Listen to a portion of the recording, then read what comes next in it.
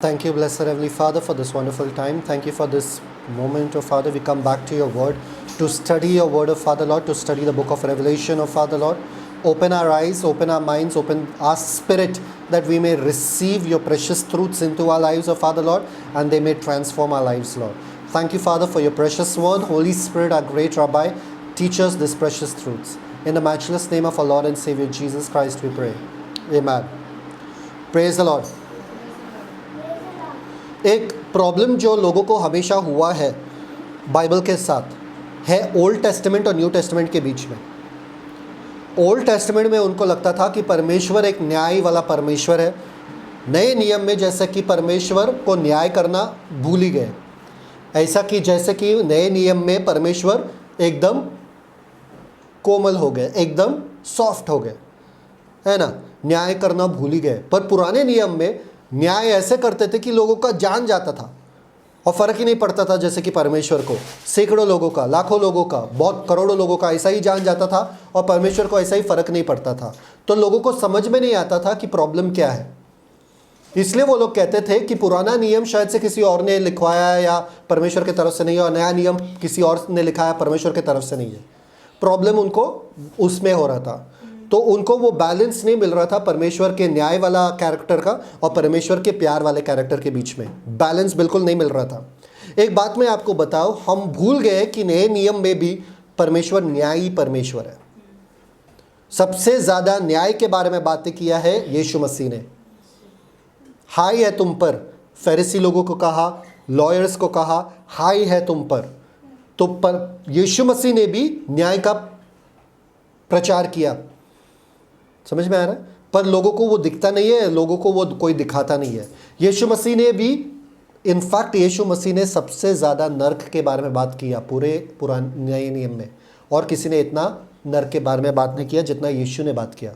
नए नियम के बारे में भूल जाओ, पुराने नियम में भी किसी ने नर्क के बारे में बात नहीं किया जितना यीशु मसीह ने बात किया। समझ में आ रहा है?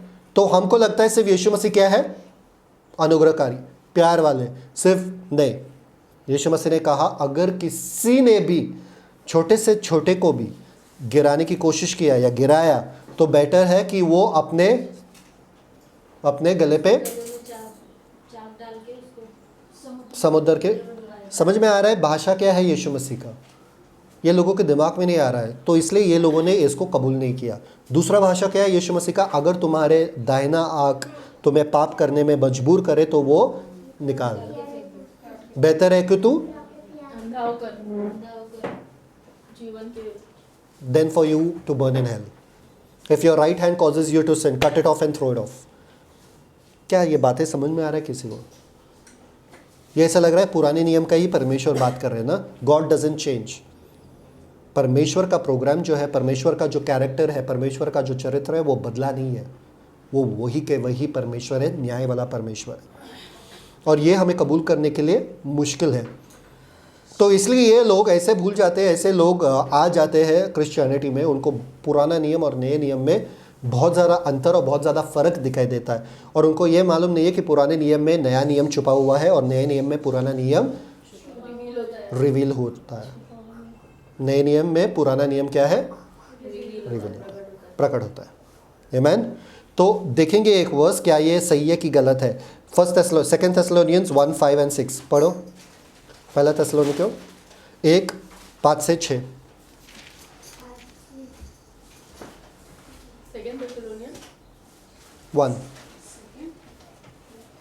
सेकंड थेसलोनियंस 1:5 और 6। यह परमेश्वर के सच्चे न्याय का स्पष्ट प्रमाण है। यह परमेश्वर के सच्चे न्याय का स्पष्ट प्रमाण है। प्रमाण मतलब प्रूफ। प्रमाण मतलब क्या? प्रूफ। आगे, कि तुम परमेश्वर के राज्य के योग्य ठहरो, जिसके लिए तुम दुख भी उठाते हो, क्योंकि परमेश्वर के निकट यह न्याय है। परमेश्वर के निकट ये न्याय है, सही है, परमेश्वर के नजरों में सही है। क्या? कि जो तुम्हें क्लेश देते हैं उन्हें बदले में क्लेश दे। उन्हें बदले में क्लेश दे। ये नए नियम में ही लिखा है। जो तुम्हें क्लेश देते हैं उनको बदले में उद्धार दे।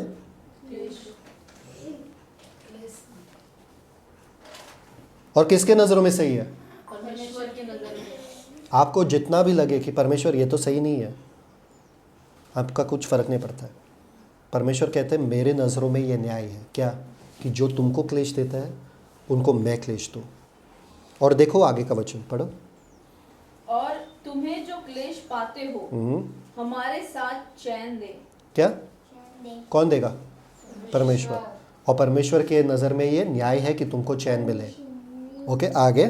उस समय जबकि प्रभु यीशु अपने सामर्थी दूतों के साथ। कौन आ रहा है? प्रभु यीशु।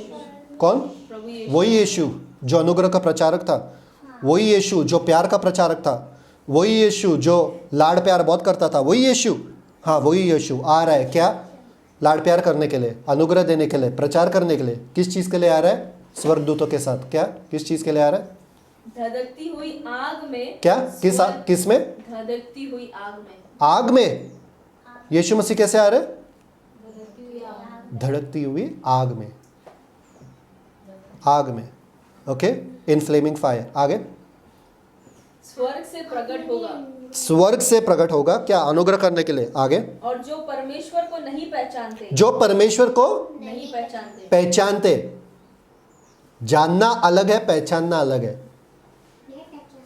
जानना अलग है, पहचानना अलग है। ओके, यहां पर क्या लिखा है? जो परमेश्वर को नहीं पहचानते। आगे। और हमारे प्रभु यीशु मसीह के सुसमाचार को नहीं मानते। नहीं मानते। सुसमाचार को नहीं मानते। नियम में भी क्या हुआ था कि जो कोई नियम शास्त्र को नहीं मानते थे उनका खत्म हो जाते थे, वो लोग मृत्यु होता था। तो नए नियम में कुछ फर्क है क्या? वही है। सिर्फ यहाँ पे अनुग्रह में हमको गॉस्पेल मिला है, हमको सुसमाचार मिला। और सुसमाचार को यदि आप ठुकराओगे तो क्या होगा? यीशु क्या करेंगे आपके साथ? उनसे पलटा लेगा। उनसे क्या लेगा? पलटा। आपको कौन प्रचार कर रहा है कि पुराने नियम में परमेश्वर अलग थे, नए नियम में अलग है? नए नियम में देखो, यही लिखा है ना आपके बाइबल में कि यीशु मसीह, अगर आप ये अनुग्रह के सुसमाचार को नहीं अपनाओगे तो यीशु मसीह तुमसे क्या लेगा? पलटा। साफ साफ लिखा है। यीशु मसीह बदले, परमेश्वर बदले नहीं। सिर्फ अनुग्रह का एक द्वार खुला हुआ है हमारे लिए ताकि हम झट से और आसानी से अंदर आए। हमको सिर्फ कबूल करना है यीशु मसीह को और हम महफूज हो सकते हैं।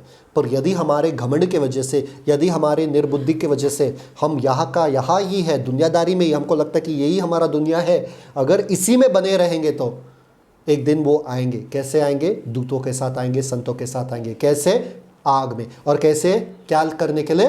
पलटा लेने के लिए। There is no excuse, they are without excuse. Romans में लिखा है वो लोग बहाने के बिना है, मतलब उनके पास कोई बहाना नहीं रहेगा तब। हे परमेश्वर तुमको नहीं जानते थे, हे परमेश्वर किसी ने सुसमाचार नहीं बताया, कोई बहाना नहीं रहेगा। आप लोगों का दिल पिघलेगा पर उस समय में परमेश्वर का नहीं पिघलेगा।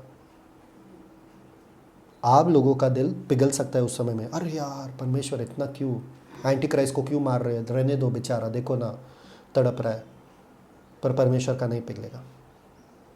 See, for God to be just he has to hate evil and love good 100%, वरना वो न्यायी परमेश्वर नहीं है। अगर परमेश्वर को न्यायी परमेश्वर रहना है तो जितना प्यार करते हैं उतना ही उनको नफरत भी करना पड़ेगा उस चीज़ से, बुराई से। उनको नफरत करना ही पड़ेगा। समझ में आ रहा है आप लोगों को?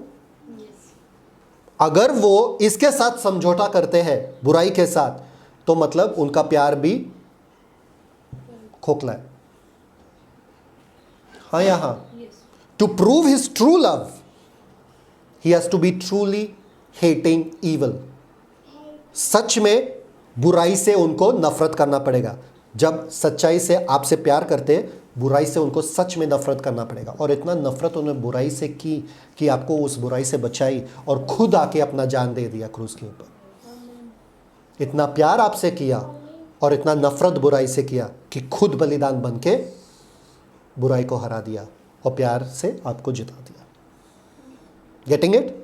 So it is a just thing. परमेश्वर के नजरों में ये सही है। इसलिए जब लास्ट टाइम हम चैप्टर 15 पढ़ रहे थे, यदि आपको याद है, हम परमेश्वर के क्रोध के बारे में बात कर रहे थे। परमेश्वर का क्रोध बुरा चीज नहीं है। बाइबल में क्या लिखा है? The Wrath of man Does not produce the righteousness of does not produce the righteousness of God. मनुष्य का क्रोध परमेश्वर का धार्मिकता को उत्पन्न नहीं करता है।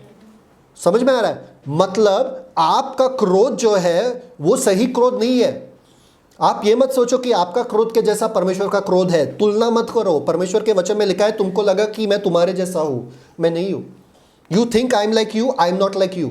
मैं क्रोध देखी हुई बातें पे नहीं करता हूं। My judgment is a just judgement.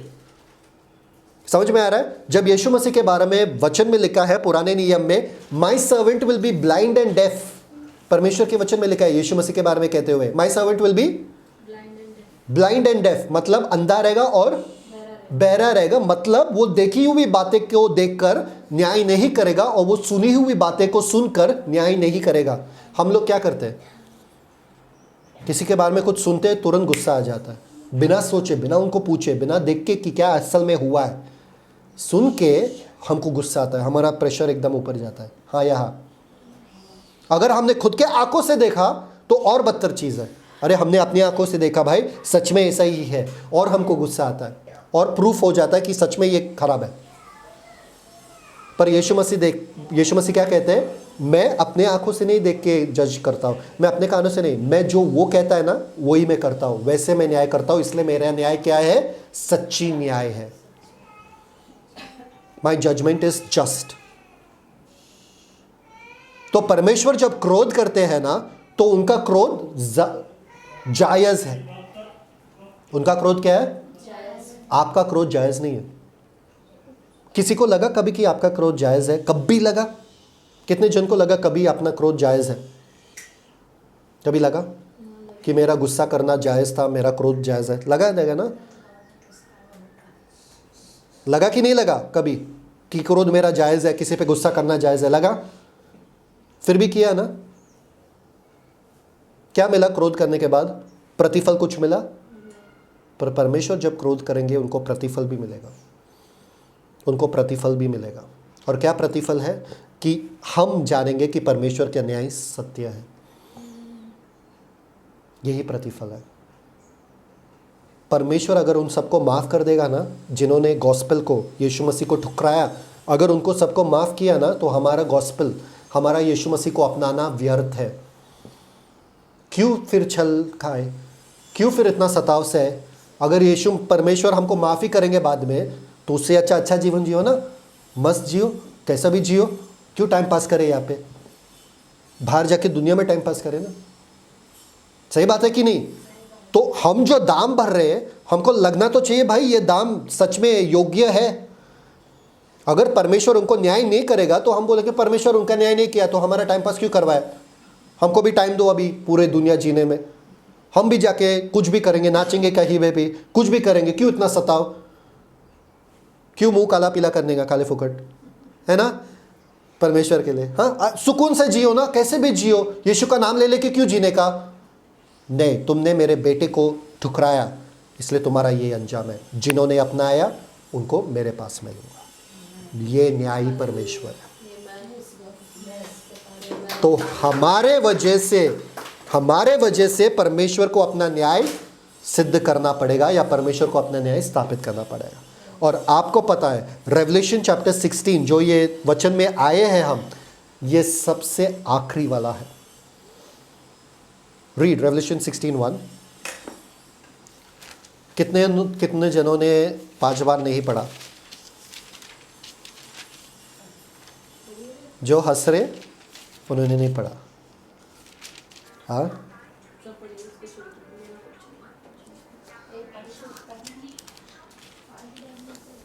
16:1 पढ़ो।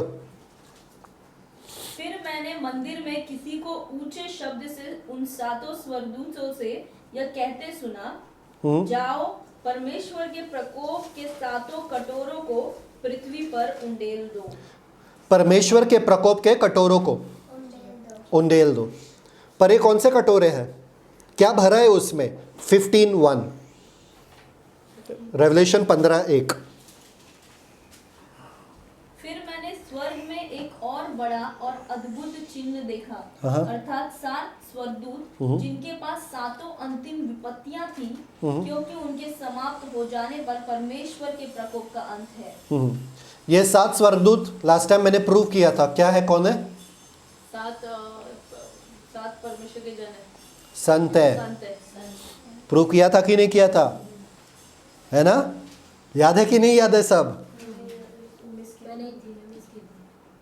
अच्छा, तो प्रूव किया था कि ये परमेश्वर के संत है, परमेश्वर के जन है। ओके, तो ये वो स्वर्गदूत वाले नहीं है।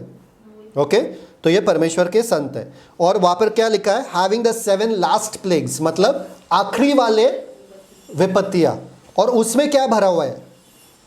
क्या भरा है उसमें? परमेश्वर का प्रकोप उसमें भरा हुआ है। देखिए, परमेश्वर का प्रकोप उसमें भरा है। ये वही प्याला है जो यीशु मसीह ने गेत्समनी बाग में कहा, हो सके तो यह प्याला मुझसे हटा दे, वरन तेरी इच्छा, मेरी इच्छा नहीं, वरन तेरी इच्छा हो। आमीन। तो परमेश्वर का जो प्रकोप है वो प्याला में भरा हुआ है, और वो प्याला अब संतों के द्वारा परमेश्वर उंडालने वाला है, वो भी धरती के ऊपर, पृथ्वी के ऊपर। संतों के द्वारा क्यों? क्योंकि संतों का खून पिया है इन लोगों ने। मैं बाद में दिखाऊंगा आपको। संतों का खून पिया है इन लोगों ने, उनको भी खून पीना पड़ेगा, या उनको भी प्रकोप पीना पड़ेगा। मैं दिखाऊंगा आप लोगों को। ओके, सो समझ में आ रहा है? ये आखिरी वाला है, ये अल्टीमेट है। अगर हम देखा जाए तो हमारा ट्रिब्यूलेशन पीरियड चैप्टर 16 में खत्म होता है। हमारा जो महाक्लेश का समय है चैप्टर 16 में खत्म होता है। 17, 18, 19 भी है, उसमें क्या होता है वो बाद में हम देखेंगे। पर ये आखिरी है, ये आखिरी पार्ट में होता है। ठीक है, now read verse 1, 16 verse 1 back again. फिर मैंने मंदिर में किसी को ऊंचे शब्द से उन सातों स्वर्गदूतों से यह कहते सुना, जाओ परमेश्वर के प्रकोप के सातों कटोरों को पृथ्वी पर उंडेल दो। क्या हुआ वहां पे? और मैंने सुना, मैंने क्या सुना? ऊंचे शब्द से।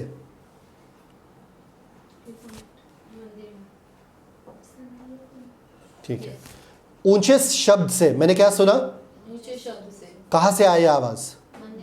मंदिर में से। कहां से? मंदिर। कौन बोल रहा है मंदिर से? कैसे पता? प्रूफ है? कहाँ पे? मंदिर में मेमना भी है। ठीक है, देखते हैं प्रूफ है कि नहीं। लेट्स सी, पढ़ो आइज़ाया 66:6 पढ़ो। मंदिर से एक शब्द सुनाई देता है। मंदिर से एक शब्द सुनाई देता है, वह यहोवा का शब्द है। वो किसका शब्द है? यहोवा का। और क्या कह रहा है? वह अपने शत्रुओं को उनकी करनी का फल दे रहा है। ओ, किसका शब्द है मंदिर से? यहोवा का। यहोवा का। सी, आपके पास हर चीज़ के लिए प्रूफ रहना चाहिए कि हाँ भाई, सच में मंदिर से यहोवा का ही आवाज़ आ रहा था, किसी स्वर्गदूत का नहीं। आमीन। तो वापस से वर्स 1 पढ़ो। फिर मैंने मंदिर में किसी को ऊंचे शब्द से उन सातों स्वर्गदूतों से यह कहते सुना, जाओ परमेश्वर के प्रकोप के सातों कटोरों को पृथ्वी पर उंडेल दो। पृथ्वी पर। सिंपल, आज का प्रीचिंग बहुत सिंपल है, समझ में आएगा डायरेक्ट, क्योंकि 7 ही है, 7 एक के बाद एक आता है। ओके, बहुत सिंपल है। क्यों हंस रहे, क्या मालूम? ये देखो 7 है ना? कोई समझ सकता है इस बात को? पहला वाला ऊपर देखो, पहला वाला ये क्या है? नेक्स्ट वाला उसके नीचे, उसके नीचे, हाँ हाँ, उसके नीचे धूप एकदम कड़क हो गया। हाँ, उसके बाजू में फिर अंधकार एकदम। हाँ, फिर अंधकार के बाद अंधकार एकदम, उसके बाद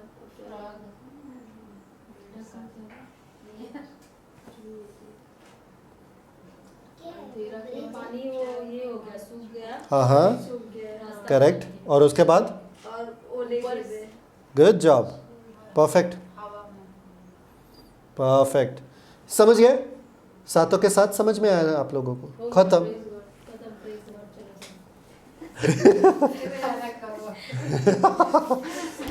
समझ में आया?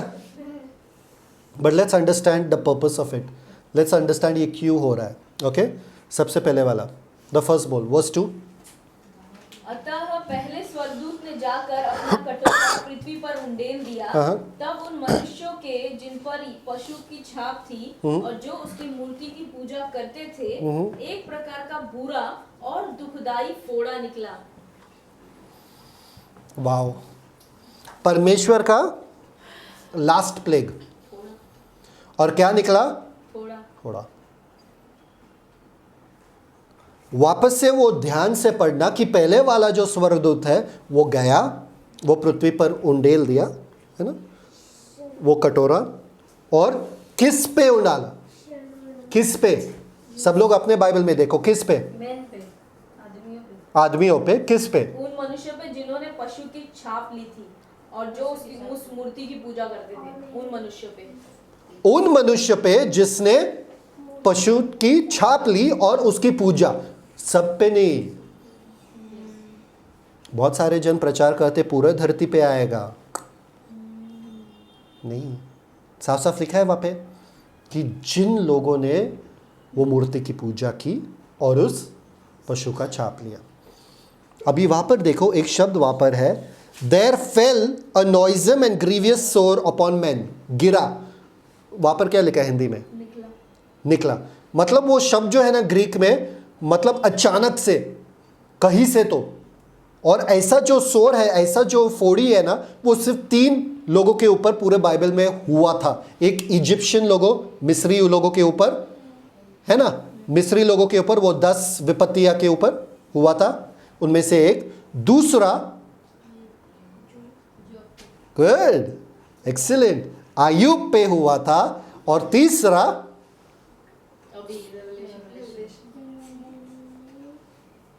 तीसरा फोड़ी किसके ऊपर?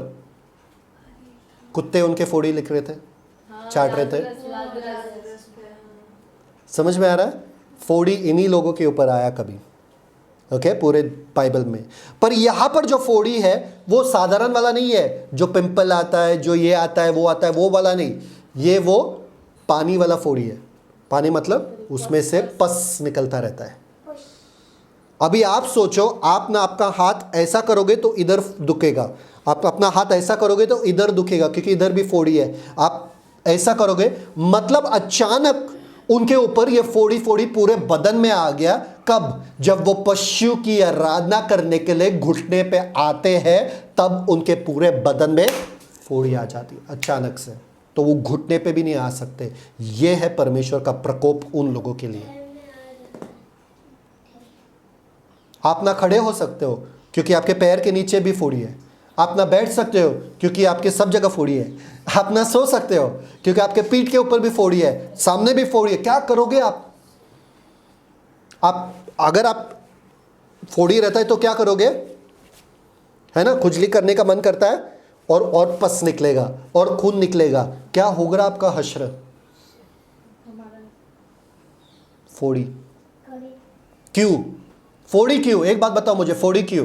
क्योंकि परमेश्वर के वचन में लिखा है, अपने बदन को परमेश्वर को अर्पण करो, जीवित बलिदान। और आप वो पशु को अर्पण कर रहे हो, उसकी आराधना करने के लिए इस बदन को ही मैं खत्म कर दूंगा।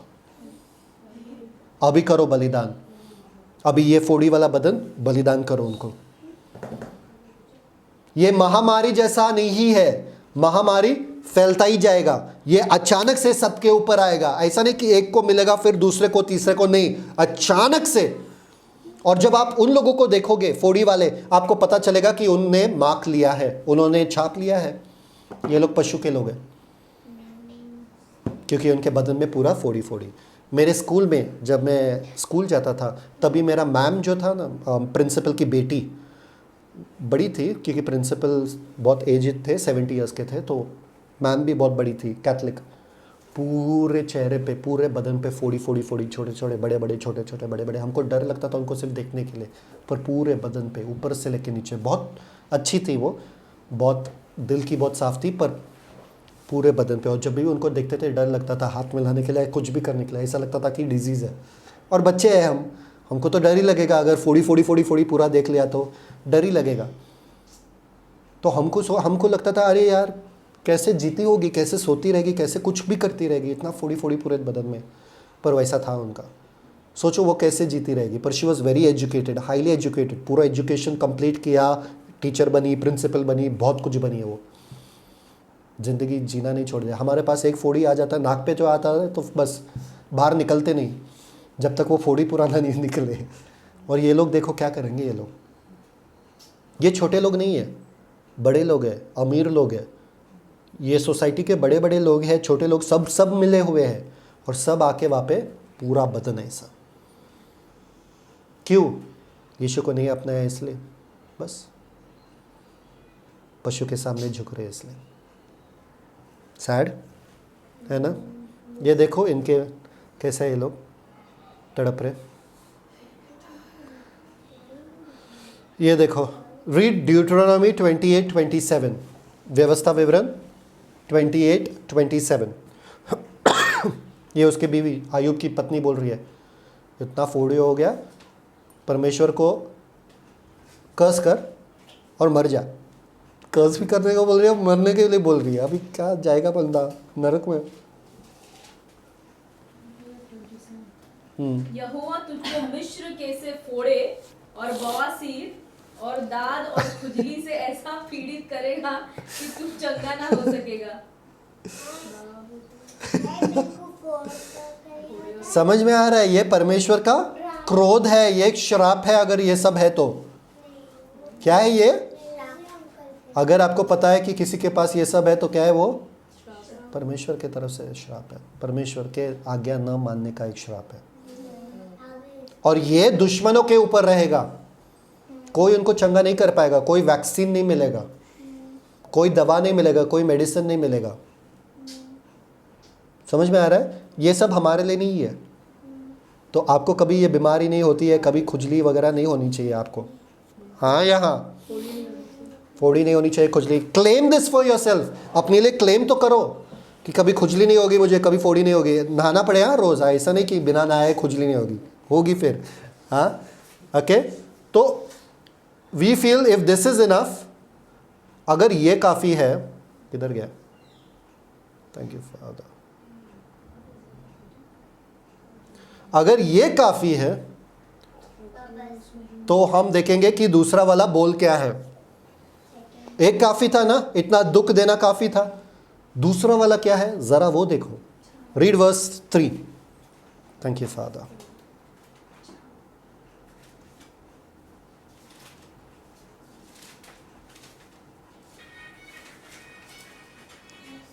दूसरे स्वर्गदूत ने अपना कटोरा समुद्र पर उंडेल दिया और वह मरे हुए मनुष्य के लहू जैसा बन गया और समुद्र में का हर एक जीवधारी मर गया। इससे क्या मतलब है? क्या लेना देना है?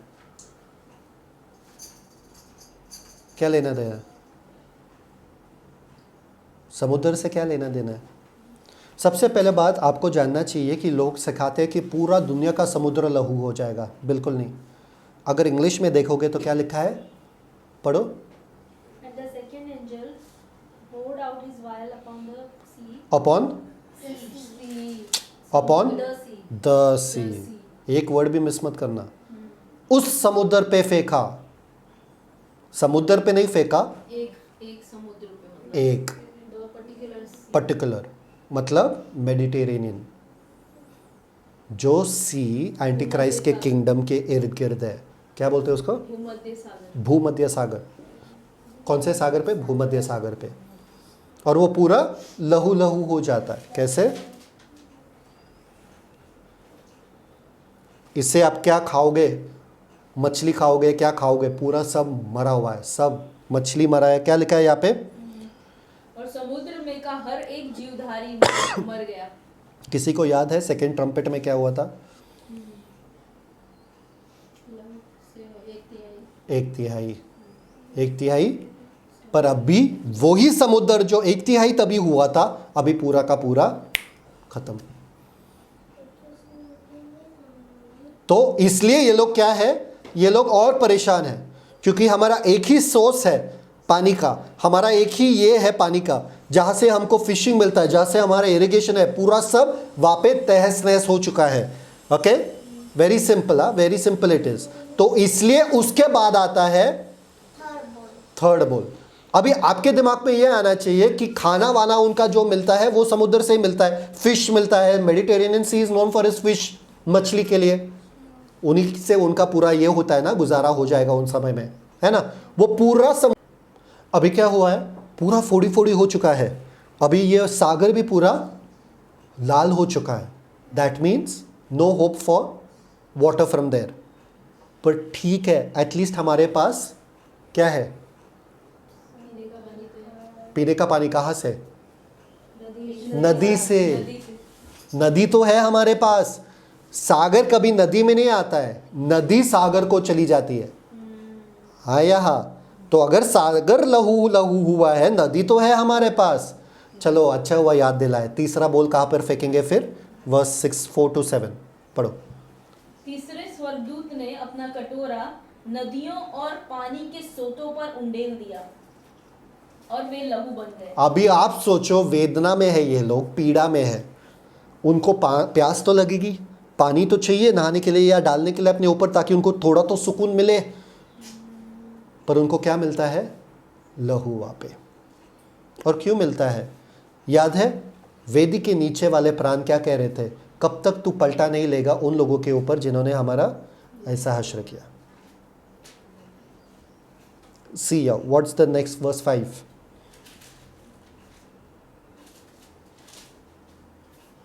और वे लहू बन गए। तब मैंने पानी के स्वर्गदूत को, एक मिनट, पानी का? स्वर्गदूत, पानी का भी स्वर्गदूत है? वाह। Read revelation 6:10 first before this. Revelation 6:10 पढ़ो। रेवलेशन 6:10। Thank you father. मैं बोल रहा हूँ बहुत सिंपल है आज का प्रीचिंग, बहुत सिंपल।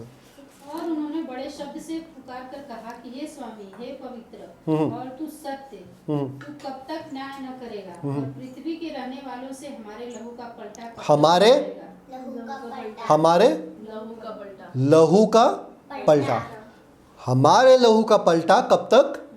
किसके ऊपर? पृथ्वी के रहने वालों के ऊपर, है ना। अभी रीड वर्स 5 16 वर्स 5 16:5।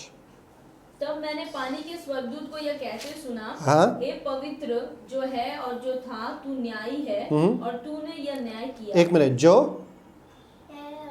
पवित्र है, जो है और जो था, आने वाला नहीं है, हिंदी में नहीं है, इंग्लिश में है ना। इंग्लिश में देखो, एंड शल्ट भी हिंदी कट किया वहाँ पे, में कट कर दिया। आगे।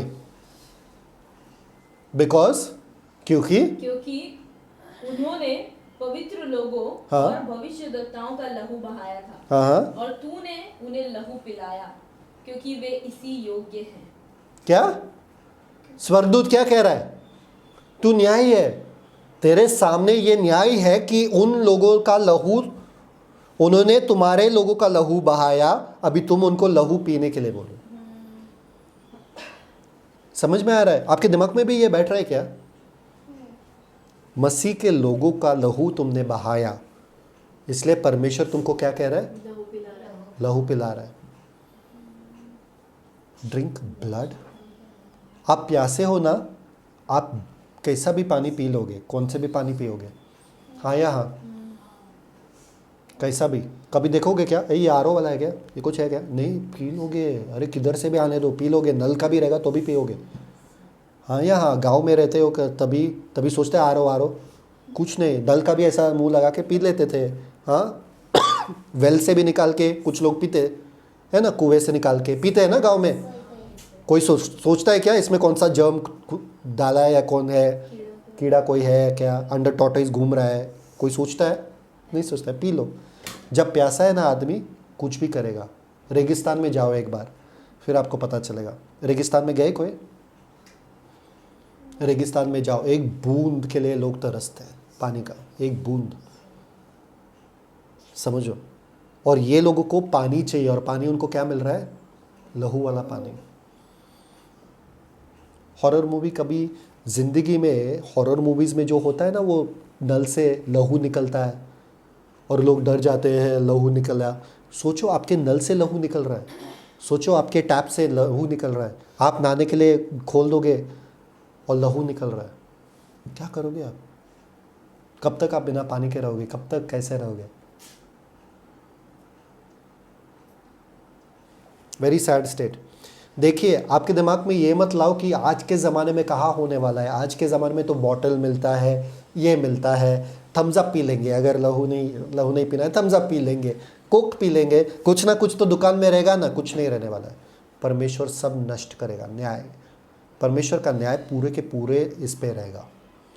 कुछ ऐसा नहीं रहेगा जो आप पी सकते हो, पीने के लिए आपको लहू ही मिलेगा। समझ में आ रहा है? अगर परमेश्वर के वचन में लिखा है, परमेश्वर करेगा ही करेगा। See what happens next verse. आपको लग रहा है कि ये सही नहीं है, परमेश्वर ये जो स्वर्गदूत कह रहा है वो सही नहीं है, ठीक है, देखते ना वर्स 7। फिर मैंने वेदी से यह शब्द सुना, हाँ हे सर्वशक्तिमान प्रभु परमेश्वर, तेरे निर्णय ठीक और सच्चे हैं। क्या? ठीक और सच्चे। एक और स्वर्गदूत ने कंफर्म भी किया, वो भी वेदी वाला स्वर्गदूत। वेदी वाला स्वर्गदूत कौन है? वेदी वाला स्वर्गदूत कौन है? वेदी वाला स्वर्गदूत कौन है? वहां से आवाज आया, क्या आवाज आया? कि तेरे जो न्याय है सत्य है। रीड जेनेसिस 18:25, उत्पत्ति 18:25। Come on, you should rejoice that your God is just. आपको ये खुशी होनी चाहिए कि आपका परमेश्वर जो है न्याय वाला परमेश्वर है और उनके न्याय सच्चे हैं। इस प्रकार का काम करना तुझसे दूर रहे। 18-25। पढ़ो आगे। आगे पढ़ो। इस प्रकार का काम करना तुझसे दूर रहे कि दुष्ट के संग धर्मी को भी मार डाले, और धर्मी और दुष्ट दोनों की एक ही दशा हो, यह तुझसे दूर रहे। क्या सारी पृथ्वी का न्याय न करे? You understanding? God is a God of justice. क्या वो न्याय नहीं करेगा? वो सही नहीं करेगा? जब वो न्याय करता है वो सही करता है, गलत नहीं करता है। आपको पता है उन्होंने न्याय किया कैसे? यूसुफ के समय में देखा, जोसेफ को उनके भाइयों ने क्या किया? कुएं में धक्का दिया, डाल दिए कुएं में। फिर लोग आए, इजिप्शियन कौन से अरबी लोग आए, हमारे लोग आए, अरबी लोग बहुत अच्छे लोग हैं, प्यारे लोग हैं, उनको उठाए वहां से और क्या किए? उनको लेकर गए किधर? पोटीफर के घर में। पोटीफर के घर में उनको रखा वहां पे, वो प्रिजन में गए। पर afterwards God kept increasing him and giving him favour. परमेश्वर ने उनको क्या दिया? अनुग्रह पे अनुग्रह देते गए, और वो क्या बने? प्रधानमंत्री पूरे प्रदेश का, और पूरे सारे देश उनके पास आने लगे। ये परमेश्वर का न्याय है। इसलिए यूसुफ बाद में कहता है क्या? तुमने जो मेरे लिए गलत समझा, सोचा था, मेरे लिए भला हो गया। कैसे? कैसे? परमेश्वर की वजह से, क्योंकि परमेश्वर न्याय परमेश्वर है। You kept faith on me, आपने मुझ पर विश्वास रखा, मैं आपको ऊंचा करूंगा, भले हालात कैसे भी हो। यह न्याय है परमेश्वर का। लोगों के समझ में बिल्कुल नहीं आएगा, अरे ये इतना ऊपर कैसा चढ़ गया, ये इतना बड़ा कैसा हो गया। यह परमेश्वर का न्याय है। आपने जिसको ठुकराया, आपने जिसको कमजोर समझा, उस कमजोर को बलवान बनाने का न्याय परमेश्वर का है। जिसको बेवकूफ समझा आपने, उस बेवकूफ को बुद्धिमान बनाने का न्याय परमेश्वर का है। धन्यवाद हो परमेश्वर के, न्यायाधीश परमेश्वर है, या न्याय करने वाले परमेश्वर है। परमेश्वर के न्याय वाला कैरेक्टर के वजह से ही जो घमंड करते हैं वो नीचे आ जाते हैं, और अपने आप को जो नम्र रखते हैं परमेश्वर उनको ऊंचा करते हैं। यह परमेश्वर का न्याय है। सो इसलिए धन्यवाद परमेश्वर के न्याय के लिए कि परमेश्वर न्यायी है। इसलिए तो हमारे पास एक आशा है, क्योंकि अगर परमेश्वर न्याय नहीं है, एक ही आशा है क्योंकि अगर परमेश्वर न्याय नहीं है तो हमारे पास कोई आशा नहीं रहेगी, क्योंकि दुष्ट दुष्ट होते जाएंगे और हम दबते ही जाएंगे। You see how beautiful God's judgment character is, justice character is. Read Psalms 119:75. Thank you, Father. खत्म हो गया ऑलमोस्ट। 119:75 सबने याद किया था ना, बोलो। बाय हार्ट किया ना किसी ने? Second last, not second last, obviously 75। Come on जल्दी बोलो। जल्दी बात। हे यहोवा, मैं जान गया कि तेरे नियम धर्ममय हैं और तूने अपनी सच्चाई के अनुसार मुझे दुख दिया है। वो पुराने नियम में उसके समझ में हमें सुख दिया है, दुख नहीं। हे यहोवा, मैंने जान लिया है कि तेरे न्याय क्या है, तेरे नियम धर्म है, तेरे नियम क्या है, धर्म है, और तूने अपनी सच्चाई के अनुसार सच्चाई के अनुसार। मतलब मेरे जीवन में जो कुछ होता है, it is just and it is righteous in your site, that's why it happens, otherwise you will not let it happen. Simple. कितना महफूज हो जाओगे आप, हालेलुया। कितना महफूज हो जाओगे आप कि परमेश्वर आपके नियंत्रण में सब है, आपके नजरों के सामने मेरा पूरा जीवन है, जो कुछ मेरे साथ हो रहा है वो अच्छा ही हो रहा है, मेरा भला ही होगा। क्यों? क्योंकि जज को मैं जानता हूं और जज मुझे जानता है। कम ऑन, जज को मैं जानता हूं और मुझे, तो इसलिए मुझे दोषी ठहरा नहीं सकता है, क्योंकि मुझे एक बार जो उन्होंने निर्दोष ठहराया, एक बार हथौड़ा मार दिया है। सुप्रीम कोर्ट है वो, सबसे ऊंचे कोर्ट है, सबसे ऊंचे कोर्ट के बाद आप किसी को, ये केस ओपन नहीं हो सकता है, और सबसे ऊंचे कोर्ट ने थप्पा लगा दिया आपके ऊपर कि आप क्या हो, निर्दोष हो। और आप निर्दोष हो मतलब क्या? एक बार जज ने वो हथौड़ा मार दिया, अपने पेन से, अपने कलाम से लिख लिया और वो पॉइंट, पेन का निब तोड़ दिया, उसके बाद वो वापस से कुछ लिख नहीं सकता आपके खिलाफ, भले कितने भी लोग आके भौंके वहां पे। एक बार आपको निर्दोष ठहरा दिया, आप अभी कोई भी आके आपके खिलाफ केस नहीं निकाल सकता। क्यों? मरे हुए आदमी के ऊपर केस होता है क्या? केस होता है मरे हुए आदमी? मैं केस करना चाहता हूँ किसके ऊपर? वो जो 4 साल पहले मर गया, वो जो 18 साल पहले मर गया। लॉयर बोलेगा जाओ भाई घर पे जाओ, क्या केस करोगे, किस पे केस करोगे? मरे हुए आदमी पे केस करोगे? ठीक है भाई, जिंदा वाले पे केस कर दो। जिंदा कौन है? यीशु मसीह। मैं तो मरा, अभी कौन है जिंदा? यीशु मसीह। निर्दोष है, उनके ऊपर तो कोई केस बनता ही नहीं है, क्योंकि वो निर्दोष है।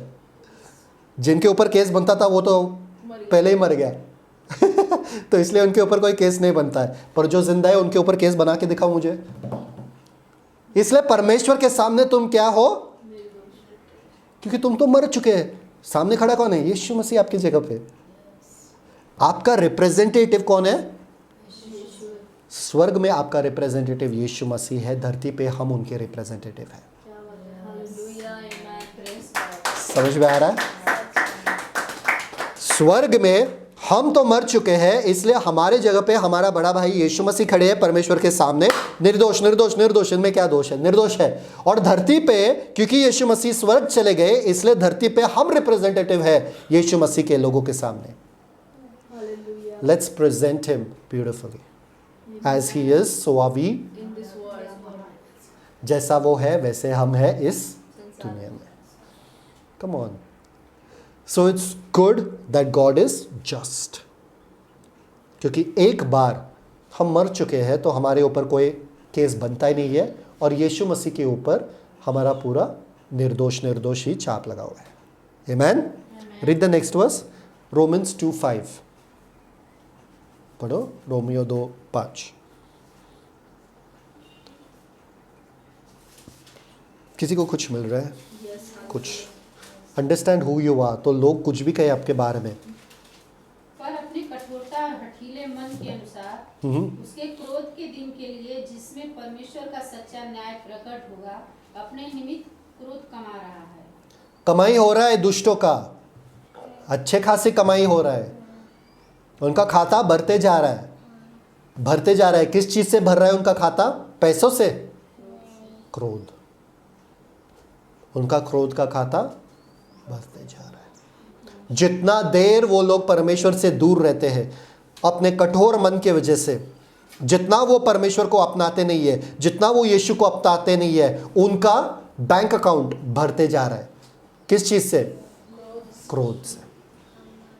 वो अपने लिए कमाई हो रहा है उनका,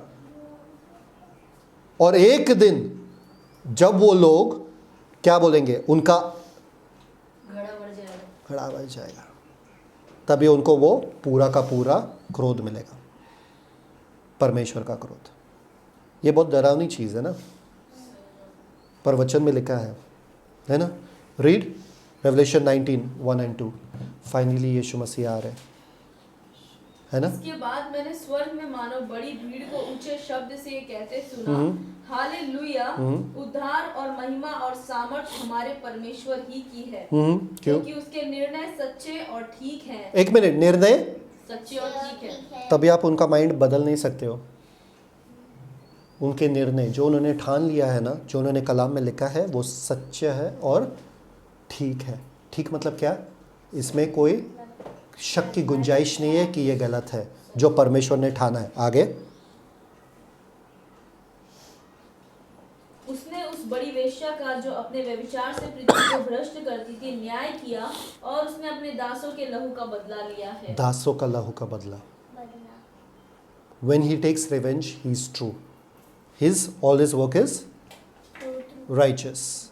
अभी आपको लगता है चलो पानी पीने के लिए नहीं मिला, 40 सब जगह हुआ है, पूरे समुद्र लहू हो गया है, खाने का भी वांदे, पानी पीने का वांदे, और 40 तो पूरा जगह हुआ है। ऑलरेडी हम दुख में है, और क्या हो सकता है इससे कठोर?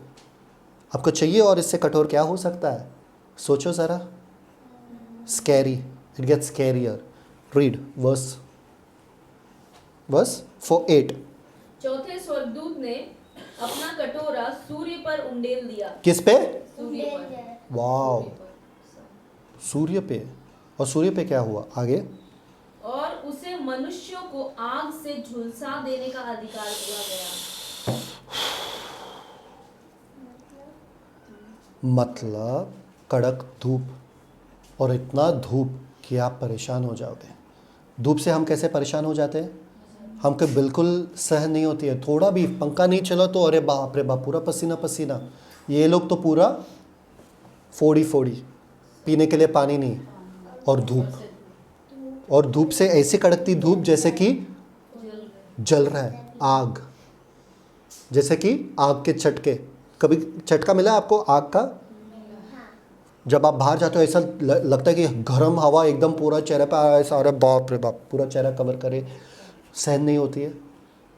ऐसा चटका उन लोगों को मिलने वाला, जब फोड़ी है, पस है, पूरा सब बदन ऐसा हो चुका है। क्या हश्र होने वाले इन लोगों का।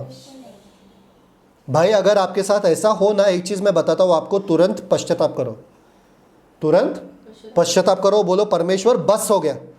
हम पश्चाताप करते हैं, आपके पुत्र को हम अपनाते हैं और अपना गुनाह कबूल करते हैं। पश्चाताप करो। इन लोगों ने क्या किया? Read verse 9। मनुष्य बड़ी तपन से झुलस गए और परमेश्वर के नाम की, जिसे इन विपत्तियों पर अधिकार है, निंदा की, पर उसकी महिमा करने के लिए मन न फिराया। पश्चाताप किए नहीं। इतना होने के बाद भी, कैन यू फील दैट? आपको कभी आग का झटका लगा? आग का कभी झटका लगा? कुछ गरम टच किया, आग का झटका लगा, खींचा क्यों अपने हाथ पीछे? बहुत गर्म था। ये लोग खींच नहीं पाएंगे कुछ भी, झटका पे झटका लगते जाएगा उनको, और फिर भी ये लोग पश्चाताप नहीं करते। कितने जनों को आप जानते हो, कितने जनों को आपने देखा कि कितने भी दुख में रहेंगे, कितना भी मुश्किल में रहेंगे, फिर भी पश्चाताप नहीं करेंगे ये लोग। उनका मन इतना कठोर है। अगर उनका मन कठोर है तो वो कटोरे से उनको पीना पड़ेगा, क्योंकि उनका मन कठोर है। समझ में आया ना? हाँ, तो वो कटोरे से उनको पीना पड़ेगा। और वो चौथा वाला जो है, आप सोच के सिर्फ देखो कि बाप रे बाप, इतना धूप आपको सहन नहीं होता है, आपका दिमाग काम करना बंद होता है गर्मी में। ठंडी में भी थोड़ा बहुत, पर गर्मी में ज़्यादा है ना। और झटका लगेगा आपके पूरे बदन में, और आपके लिए पीने के लिए पानी भी नहीं है। आप क्या करोगे? फोड़ी चलेगा। क्या करोगे आप? ना बैठ सकते, ना सो सकते, ना कुछ भी कर सकते हैं। एक चीज़ याद रखना, अभी ये जो धूप आ रहा है ना, दुनिया के एक ही भाग पे रहेगा। पूरे दुनिया पे तो नहीं आ सकता एक साथ में। सूरज तो एक ही भाग पे आता है ना, पूरे दुनिया पे एक साथ आता है सूरज, तो पूरे दुनिया पे होगा क्या? कॉमन सेंस, साधारण से बुद्धि की बात है ये। तो कैसे आप बोल सकते पूरे दुनिया पे, है ना? तो अभी इतना रोशनी के बाद, इतना कड़कती धूप के बाद आपको क्या चाहिए? पानी। चैन चाहिए थोड़ा, चलो चैन लेते, चलो थोड़ा आराम। ये देखो सूरज की गर्मी बढ़ गई पूरा, है ना? क्या करोगे उसके बाद? चलो थोड़ा आराम देते आप लोगों को नहीं, उन लोगों को। 5th बोल, 5वां कटोरा। देखो सबसे फास्ट प्रीचिंग ये है आज का। 5वें कटोरे पे पहुंच गए। 5वां कटोरा 16, 10 to 11। 5वें स्वर्गदूत ने अपना कटोरा उस पशु के सिंहासन पर उंडेल दिया। किस पे? पशु के सिंहासन पर। पशु के सिंहासन पे या पशु के? पूरे दुनिया पे उंडाला? सिर्फ उसके सिंहासन पर, मतलब एक जगह पर। लोग कैसे सिखाएंगे कि पूरे दुनिया पे उंडालेगा? पूरे दुनिया पे ये होने वाला है? बिल्कुल नहीं। तो पहला वाला कौन सा है? पहला वाला कटोरा, उसके बाद समुद्र लहू, फिर नदी लहू, फिर धूप कड़क। और फिर इसने पशु के सिंहासन पर फेंका। ओके आगे। और उसके राज्य पर अंधेरा छा गया। किसके राज्य पे? सिर्फ उसके राज्य पे, पूरे दुनिया में नहीं, सिर्फ उसके राज्य पे क्या हुआ? अंधेरा छा गया। अरे वाह, हमको तो सुकून मिला। क्यों? इतना धूप के बाद अंधेरा मिल रहा है, सुकून ही मिलेगा ना। आगे। लोग पीड़ा के मारे अपनी अपनी जीभ चबाने लगे। अभी आपको लगेगा कि आज के ज़माने में तो इलेक्ट्रिसिटी है, ये पुराना है। कुछ ऐसा लगता है कि उस ज़माने में हुआ रहेगा। आज में इलेक्ट्रिसिटी है, लैंटर्न है, इमरजेंसी लाइट है, कैंडल है, बहुत कुछ है। उस समय पे भी था। स्मार्ट है ना। आज के ज़माने में कुछ तो जला के कुछ तो मिलेगा। They want get anything. आप सोचो, आपके पूरे बदन में फोड़ी है, आपको कुछ दिखता नहीं है, आप सब में टकरा रहे हो, और दुख लगेगा कि नहीं? आप किसी को ये मुझे हाथ मत लगाना, ये मुझे हाथ मत लगाना, अरे मेरे सामने मत आना, अरे कौन है रे, कौन है, ऐसे चलना पड़ेगा अंधे आदमी के जैसा। आपने कभी कोशिश किया अपने आंखें बंद करके चलने का? कभी कोशिश किया कि अंधे को कैसा लगता है चलने के लिए? कितने देर तक? घर में घूमने का। हाँ, घर पे आपको पता है क्या है, बाहर घूमो, बाहर नहीं घूमने का। फिर नहीं घूमने को होगा। आप आंखें बंद ही नहीं कर सकते हो। आप ये आंखों पर इतना निर्भर हो कि आप आंखें बंद करके किधर भी जा नहीं सकते हो। सिर्फ शायद से रात के अंधेरे में इवन टॉयलेट जाने के लिए आपको आंखें खोल के थोड़ा जाना पड़ेगा, किधर है करके, ऐसा करके। हाँ, फिर ये लोगों को कुछ दिखेगा नहीं। ऑलरेडी पीड़ा में है, ऑलरेडी उनको प्यास लगी है, धूप से उनको ऑलरेडी जलन हो रही है, उनको कुछ नहीं दिखेगा उसके बाद। ये सिर्फ पशु की आराधना करने के वजह से, ये सिर्फ घुटना टेकने के वजह से उस पशु के सामने। How dangerous it is. ऐसा तो पुराने नियम में भी हुआ था इजिप्शियन में। डार्कनेस, अंधेरा किसी को अच्छा लगता है? जब रात के समय में लाइट जाता है 5 मिनट के लिए, ए कोई है, ए कम है, किधर है, अरे किधर है, टॉर्च ढूंढो, ये ढूंढो, अरे मोबाइल किधर है, मोबाइल, झट से। आप तो आपके घर पे भी रह कर आप ढूंढने लगते हैं, अरे भाई किधर है, क्या है, अगर लाइट नहीं है घर पे, है ना। अगर किसी अनजान जगह पे हो, रास्ते पे हो और लाइट चली गई जंगल के बीच में, क्या करोगे आप? बिल्कुल लाइट नहीं है और सब आवाज आ रही, फिर क्या करोगे आप? ऐसा उनका परिस्थिति होगा वहां पे। कभी ऐसा दिन कभी किसी पे ना आए। अंधा होना क्या होता है मालूम है? How will people survive? ना आप कुछ देख सकते हो, ना रंग देख सकते हो, ना किसी का चेहरा देख सकते हो, ना किसी को। How will you survive? This was the 5th बोल। कौन सा है? 5वां कटोरा। ये सब ठीक है, इन लोगों को पूरा पीड़ा में डाल दिया। 6वां जो है इतना भी बुरा नहीं है, क्योंकि आपके दिमाग में भी आएगा कि ये बुरा नहीं है। 6वां जो है थोड़ा प्यारा वाला है। क्यों? देखो 6वां वाला। हाँ, 11 वचन पढ़ो। और अपनी पीड़ाओं और फोड़ों के कारण। 1 मिनट। पीड़ा और फोड़ों के कारण आपको पश्चाताप करना चाहिए, राइट?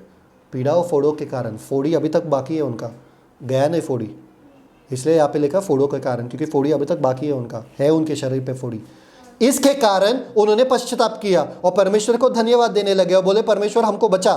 क्या किया इन लोगों ने? पढ़ो।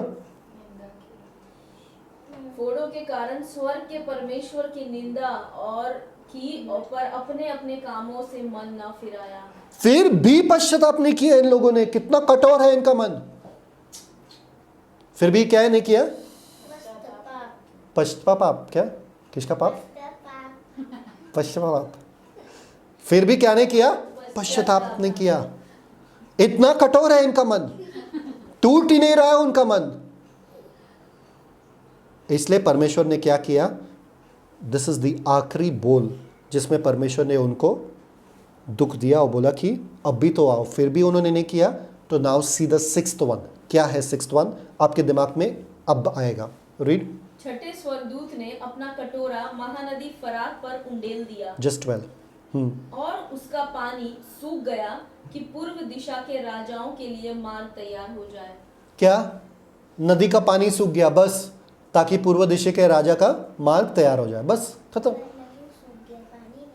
ये छठवां बोल है ना। इसमें क्या बुरा है? इसमें कुछ बुरा नहीं है। इसमें कुछ बुरा है क्या? प्रॉब्लम क्या है इसमें?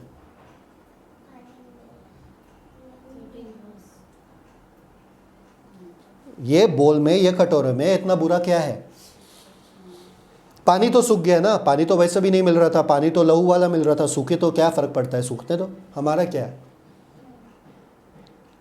पहले वर्स में आपने देखा कि इन लोगों ने पश्चाताप नहीं किया, इसलिए एंटी क्राइस्ट उन लोगों को बोलने वाला है चलो जिन लोगों के वजह से ये सब हो रहा है उनको ख़त्म करें। ये यहूदी लोगों के वजह से हो रहा है। किन लोगों के वजह से? यहूदी वजह से। चलो उनको ही नाश करें। और सुपरनैचुरली ये रास्ता पूरा खाली हो जाता है। ये कभी खाली नहीं होता है। Euphrates river doesn't dry up. अगर Euphrates river is drying up मतलब all the nations can cross over. सारे जो राष्ट्र जो एंटी क्राइस्ट के साथ खड़े हैं वो लोग वो पार करके आएंगे। कहां पर? वो युद्ध के मैदान में, हरमैगेडोन में। युद्ध के मैदान में यरूशलेम से लड़ने के लिए, प्रभु के लोगों से लड़ने के लिए। इसलिए परमेश्वर ने कहा, पांचवा वाला बोल मैंने तुमको दिया, तुम दुख और पीड़ा में हो, क्या तुम पश्चाताप करते हो? नहीं करते हो। ठान लिया है कि एंटी क्राइस्ट के साथ जाना है, चलो रास्ता मैं बनाता हूँ, आ जाओ। अभी आप सोचते रहेंगे परमेश्वर खुद इनके लिए रास्ता क्यों बना रहे हैं? उनको ढूंढने दो ना अपनी तरफ से, उनको खुद का रास्ता ढूंढने दो ना। अगर लड़ाई ही करना है इन लोगों को मेरे साथ, खुद का रास्ता ढूंढने दो ना। I will show you one verse in the Bible, you will be shocked this verse exist. ये रिवर यूफ्रेटिस, ये वाला वो रिवर नहीं है, पर ये ड्राई हो जाएगा। आया ना? Okay, wait, let me check that verse 1 minute. Okay, read 2 Corinthians, 2 Chronicles, sorry. क्या हुआ? हाँ, 2 Chronicles, दूसरा इतिहास 18 से 22। पर इन लोगों को मजबूर कैसे करे यहाँ पर आने के लिए? 18 से 22। मिकाया ने कहा कि इस कारण तुम लोग यहोवा का यह वचन सुनो। मुझे सिंहासन पर विराजमान यहोवा और उसके दाहिने बाएं खड़ी हुई स्वर्ग की सारी सेना दिखाई। तब यहोवा ने पूछा कि इस्राएल के राजा अहाब को कौन ऐसा भकाएगा कि वह गिलाद के रामोत पर चढ़ाई करके खेत आए। तब किसी ने कुछ और कहा। सब आइडिया देने लगे। परमेश्वर ने पूछा अहाब को कैसे हम इस स्थान पे लाए ताकि उसको उसका अंजाम मिले या उसको मौत मिले। सब आइडिया दे रहे थे परमेश्वर को। ओके, आगे।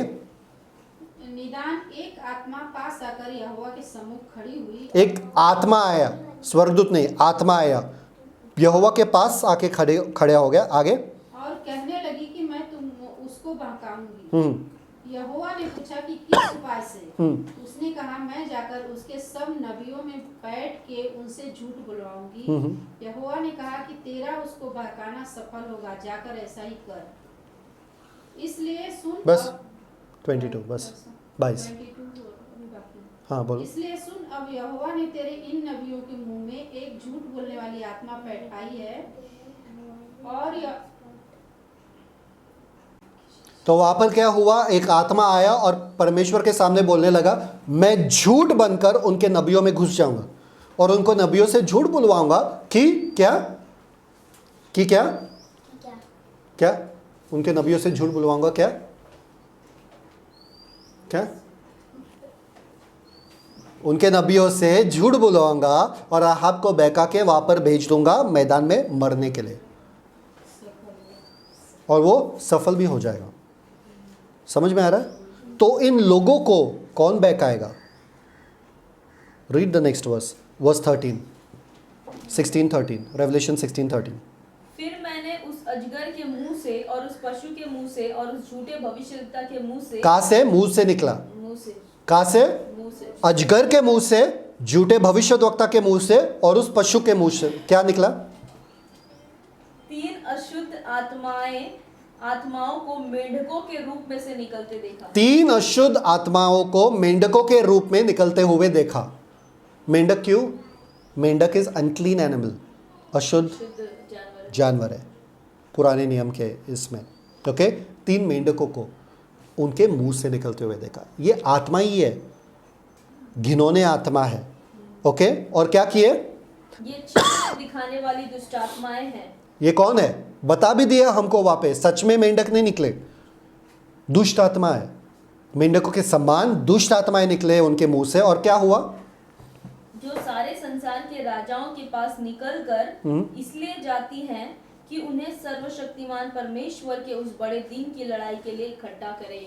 उनको इकट्ठा करने के लिए, अर्मगेडोन पे लाने के लिए, जो कोई पशु के साथ है, ताकि उनको उनका अंजाम मिले, उनको अपना मौत मिले। यही चीज जो आहाब के साथ हुआ था, राजा पुराने नियम का, यही चीज जो आहाब के साथ हुआ था, वही चीज इन लोगों के साथ होगा कि अजगर का, झूठे भविष्यद्वक्ता के मुंह से और पशु के मुंह से निकलेगा 3 अशुद्ध आत्माएं जो मेंढकों के जैसा है, जो पूरे दुनिया के राजाओं को इकट्ठा करके कहां पर लेकर आएंगे? बैटल ऑफ आर्मेगेडोन पे। रास्ता परमेश्वर ने बनाया और ये आत्माएं जाके उनको बहका के वहां पर लेकर आएंगे, ताकि उनको उनका अंजाम मिले, उनको मौत मिले। समझ में आ रहा है? लॉजिकल बन रहा है?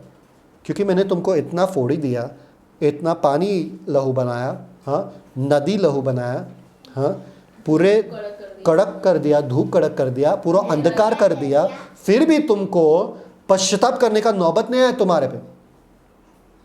आ जाओ, फिर तुम सब आ जाओ एक जगह पर, तुम सबका खात्मा मैं करूंगा। See the last word over there, see the last verse over there. क्या लिखा है वहां पे? To the battle of the great day of The Lord, God Almighty, क्या लिखा है? सर्वशक्तिमान परमेश्वर, आपके सामने लड़ कौन रहा है? सर्वशक्तिमान परमेश्वर। फिर भी आप जा रहे हो? बाप रे बाप, मतलब आपका निर्बुद्धि मन सच में निर्बुद्धि है। सामने परमेश्वर लड़ रहा है, परमेश्वर का दिन है वो। क्या कहते हैं, जो जीतता है उसका दिन है ना, वो दिन ही परमेश्वर का है, परमेश्वर ही जीतने वाले। फिर भी आप जा रहे हो, इतना निर्बुद्धि आपका मन हो गया है ना। पुराने नियम में अगर आप देखो, the day of the Lord, the day of the Lord, the day of the Lord, this is the day of the Lord he is talking about. The great day of God Then? Almighty. The great day final, he has decided that one day. और उस एक दिन पे सारे जाति के लोग, सारे लोग आएंगे वहाँ पे लड़ने के लिए, द राजा और सब सोल्जर्स वगैरह, परमेश्वर के लिए, परमेश्वर के सामने लड़ने के लिए आ रहे हो आप। बी एटीट्यूड मिलता है हमको, यहाँ पे रुक सा जाता है। क्यों? When you saw the 6th seal, 6वें मोहर जब हम देख रहे थे, और 7वें मोहर के बीच में क्या आया? विश्राम, है ना। कौन सा वाला विश्राम आया? आधा घंटा वाला छाप, 7वां अध्याय, पूरा 7वां अध्याय है ना। 1,44,000 यहूदी और ग्रेट ट्रिबुलेशन सेंट्स, वो वाला आ गया। तो 6वें मोहर और 7वें मोहर के बीच में क्या आ गया? विश्राम, मध्यंतर, है ना। फिर उसके बाद छठवें तुरई और सातवें तुरई के बीच में भी आ गया मध्यंतर। कौन सा मध्यंतर? तुरई। तुरई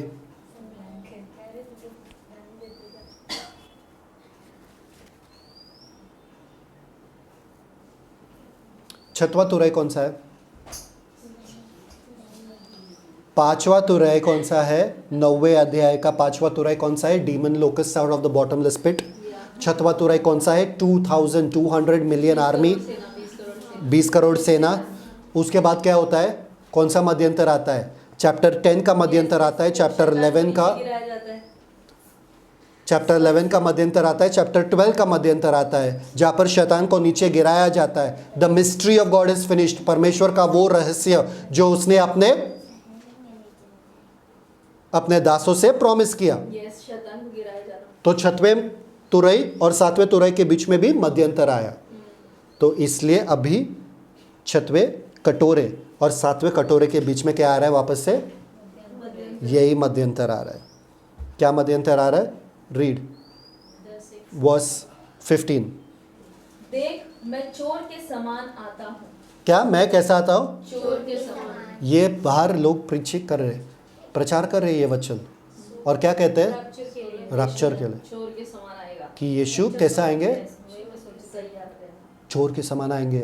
चोर कैसा आता है? बिन बोले आता है ना, बोल के तो नहीं आता। वैसे यीशु मसीह आएंगे चुपके और हमको लेके जाएंगे चुपके। अपने चीज लेके जाने के लिए छुपना पड़ता है क्या? रोकने वाला कौन है? कुछ भी चोरी चोरी आना क्यों है? किसके सामने चोरी चोरी आना है यीशु मसीह को हमारे लिए? अपने ही लेके जा रहे हैं ना चीज, या किसी और के लेके जा रहे हैं? अपने ही ना, अपने ही लोगों को उठा के लेके जा रहे हैं ना, तो चोर के समान क्यों आएंगे? किसके सामने छुपना है? शैतान के सामने छुपना है। दुनिया तो देखेगी नहीं उनको रैप्चर में, तो किसके सामने छुपना है? इनविजिबल हो तो आपको किससे छुपना है? इनविजिबल पता है ना, इनविजिबल क्या है? अदृश्य होता हो। तो किसके सामने छुपोगे? किससे नहीं? दुनिया नहीं देख रही है आपको, परमेश्वर ने ही आपको भेजा लोगों को लेने के लिए, तो परमेश्वर के सामने नहीं छुपना है। शैतान के सामने छुप के क्या फायदा? शैतान तो ऑलरेडी हारा हुआ है। लोगों के सामने नहीं। तो चोर के समान यीशु क्यों आएंगे हमको लेके जाने के लिए, वो बताओ। और उस जमाने से, मेरे बचपन से लोग सिखाते थे कि यीशु रैप्चर में चोर के समान आएंगे। जागते रहो, तैयार रहो, सो मत जाना। अरे बाप रे बाप। एक बात बताओ मुझे, जब यीशु मसीह आएंगे ना, पूरे दुनिया में जब कोई जागा हुआ रहता है, दूसरा पार्ट सोया हुआ रहता है ना, तो वो लोग नहीं जाएंगे? एक जगह जागा है कोई, तो दूसरे भाग में कहीं सोया। पूरे दुनिया में सारे विश्वासी जागे हुए रहेंगे? नहीं, कई दिन कई रात। कई दिन कई रात। तो कोई तो सोया रहेगा पूरे दुनिया में। वो नहीं, सॉरी तुम सोए थे नहीं उठा पाए, चल। अरे मेरा क्या गलती है कि मतलब मैं कभी ना सो? ऐसा कौन सा लॉजिक, कौन सा है? देखिए, जब आप वो चुंबक लेते ना, चुंबक, वो चुंबक किसको उठाता है?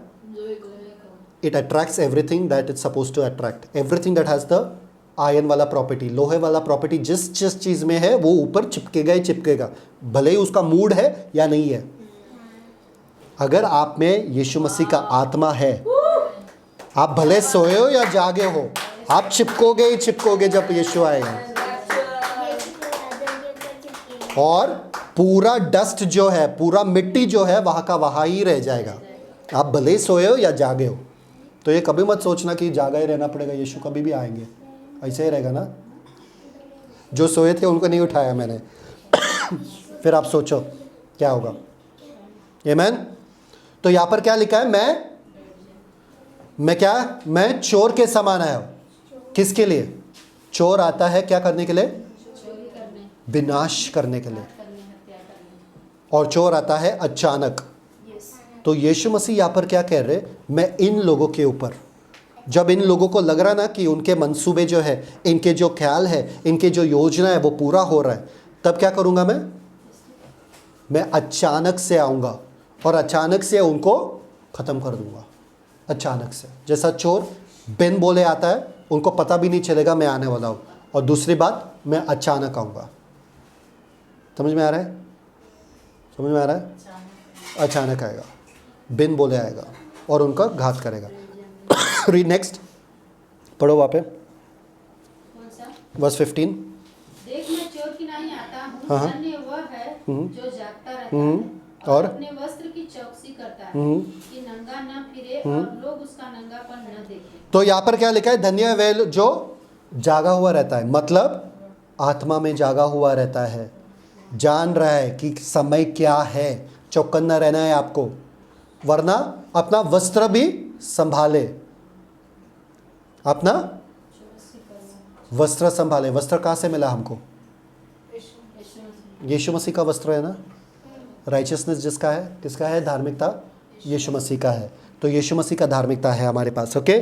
और क्या लिखा है?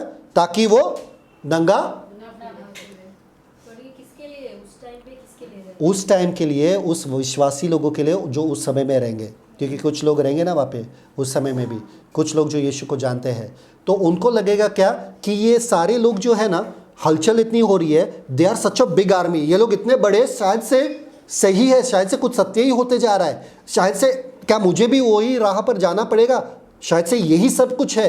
तो उनके दिमाग में भी क्वेश्चन आएगा।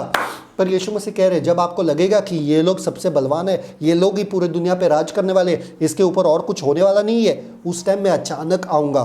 तुम जागते रहो, तुम सो मत जाना। तुमको ये लगना नहीं चाहिए कि ये लोग सही लोग हैं, मैं आऊँगा, मैं पलटा लूँगा। और शॉकिंग बात यह है कि वर्स 16 में देखो, रीड वर्स 16। और उन्होंने उसको उस जगह इकट्ठा किया। किसने? उन्होंने। He gathered them. He gathered them, लाया तो परमेश्वर ने। ही गैदर्ड देम वेयर? कहाँ पे? और उन्होंने उसको उस जगह इकट्ठा किया जो इब्रानी में हरमगदोन कहलाता है। इब्रानी में हरमगदोन। हरमगदोन, you know the battle of Armageddon. मैंने ऑलरेडी वो जगह दिखाया था, स्थान दिखाया है, कितना बड़ा स्थान है कि उधर पे पूरा दुनिया के लोग आके वहाँ पे लड़ाई करेंगे तो भी काफ़ी है। It is such a big place, बहुत बड़ा जगह है, बहुत बड़ी, क्या बोलते हैं उसको? सी दिस, द 3 फ्रॉग्स, ये 3 मेंढक है जो अजगर, जो पशु और जो झूठे भविष्यद्वक्ता के मुंह से निकल कर आया, ये 3 मेंढक है। आमीन। अभी आप सोचो, ये सब लोग आ रहे यहाँ पे लड़ाई करने के लिए, सब लोग आ रहे क्या करने के लिए? लड़ाई करने के लिए। सब तैयार हो गए, कोई सब लोग बोल रहे चलो, परेशान हो गए। जैसे कि फ़ारो, जितना ऊपर फ़ारो के ऊपर हो रहा था, फ़िरौन के ऊपर हो रहा था, फिर भी उसका मन पिघल नहीं रहा था, वो कठोर का कठोर ही था। वो बोल रहा नहीं मैं नहीं छोड़ूंगा, अच्छा ठीक है निकल जाओ, फिर वापस से बोलता नहीं मैं नहीं छोड़ूंगा, निकल जाओ, नहीं छोड़ूंगा, निकल जाओ, नहीं छोड़ूंगा, कर रहा था। तो उसको कुछ फ़र्क नहीं पड़ रहा था। ऐसे ही ये लोग हैं, इतना कठोर इनका मन हो गया कि ये लोग बोले कि चलो यरूशलेम शहर को ही डिस्ट्रॉय करेंगे, ये परमेश्वर के लोगों को ही डिस्ट्रॉय करेंगे, क्योंकि परमेश्वर ही ये सब हमारे ऊपर डाल रहा है, चलो परमेश्वर के लोगों को नाश कर देंगे, खत्म कर देंगे। फिर आया 7वां कटोरा, और 7वां कटोरा देखो क्या होता है। Read verse 17। और 7वें ने अपना कटोरा हवा पर उंडेल दिया। किस पे? हवा पर। किस पे? पानी निकल गया, धरती खत्म हो गई, धरती से कुछ मिल नहीं रहा है, पानी निकल गया, धूप इतना आ रहा है, सब अंधेरा हो गया। अभी हवा भी, कुछ भी ले लो मुझसे पर हवा मत ले लो, कुछ भी ले लो पर मेरा सांस मत लेना। कोरोना में क्या हुआ था? सबके सांस, इसलिए इतना बदतर था कि वो लोग सांस नहीं ले पा रहे थे। कुछ भी लो पर हवा के साथ छेड़खानी मत करना, क्योंकि वही मेरा तो सब कुछ है। पर सिर्फ हवा को छुआ नहीं, देखो क्या हुआ। हवा आगे, और 7वें ने अपना कटोरा हवा पर उंडेल दिया, हाँ। और मंदिर के सिंहासन से यह बड़ा शब्द हुआ क्या? कि हो चुका, क्या कि हो चुका। 1930, जॉन 1930 पढ़ो, यूहन्ना 19:30, यूहन्ना 19:30, हो चुका, इट इज़ डन। मंदिर से आवाज़ आया, इट इज़ डन। 1930। जब यीशु ने वह सिरका लिया तो कहा कि पूरा हुआ, और सिर झुकाकर प्राण त्याग दिए। यीशु ने क्या कहा? It is done. सर झुका के क्या किया? सर झुका कर क्या किया? प्राण त्याग किया। प्राण त्याग दिया। आपको कनेक्शन समझ में आ रहा है? कनेक्शन समझ में आ रहा है किसी को? यीशु ने वो क्रोध जो परमेश्वर का है वो पी लिया और कहा इट इज डन, और अपना जान दे दिए, अपना प्राण त्याग दिए। यहाँ पर जब ये लोग वो आखिरी कटोरे से पिएंगे तभी परमेश्वर कहेगा क्या? इट इज डन, हो चुका है, ये आखिरी प्याला है। अभी इनमें जान कहाँ बचेगा? इसके बाद खत्म हो चुका है।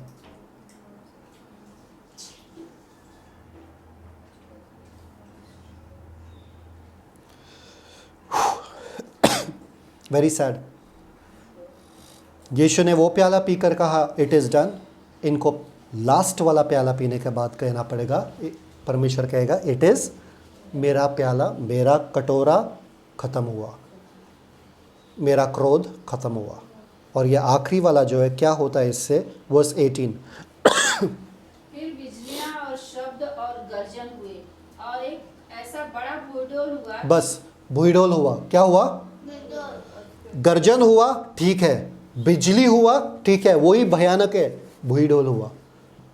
आपको पता है चाइना में सबसे बड़ा भूईडोल हुआ था जिसमें 8 लाख से भी ज़्यादा लोग वो एरिया में मर गए। 8 लाख से भी ज़्यादा लोग मर गए। सबसे बड़ा हिस्ट्री का भूईडोल। मतलब क्या? आप कहीं पे भी भाग नहीं सकते हो। ज़मीन फट रहा है और पूरा सब कुछ आपके ऊपर गिर रहा है। आपके पास टाइम किधर है? आज जो बिल्डिंग्स बन रहे,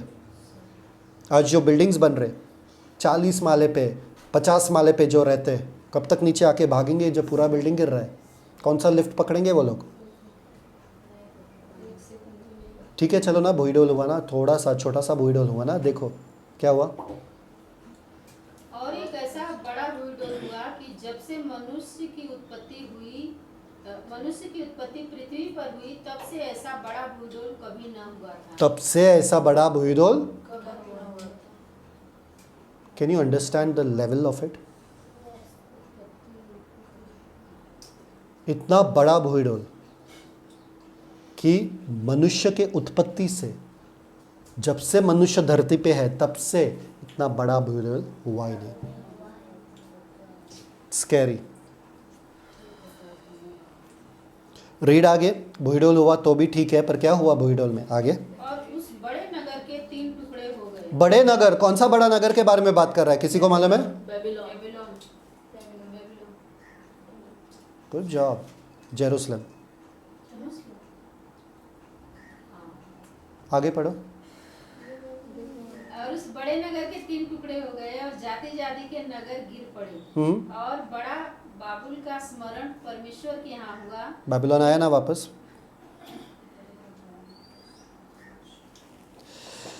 हाँ। Read 11:8, revelation 11:8। उनके शव उस बड़े नगर के चौक में कौन सा पड़े बड़ा नगर? रहेंगे। अरे वाह, वो बड़ा नगर जेरूसलम।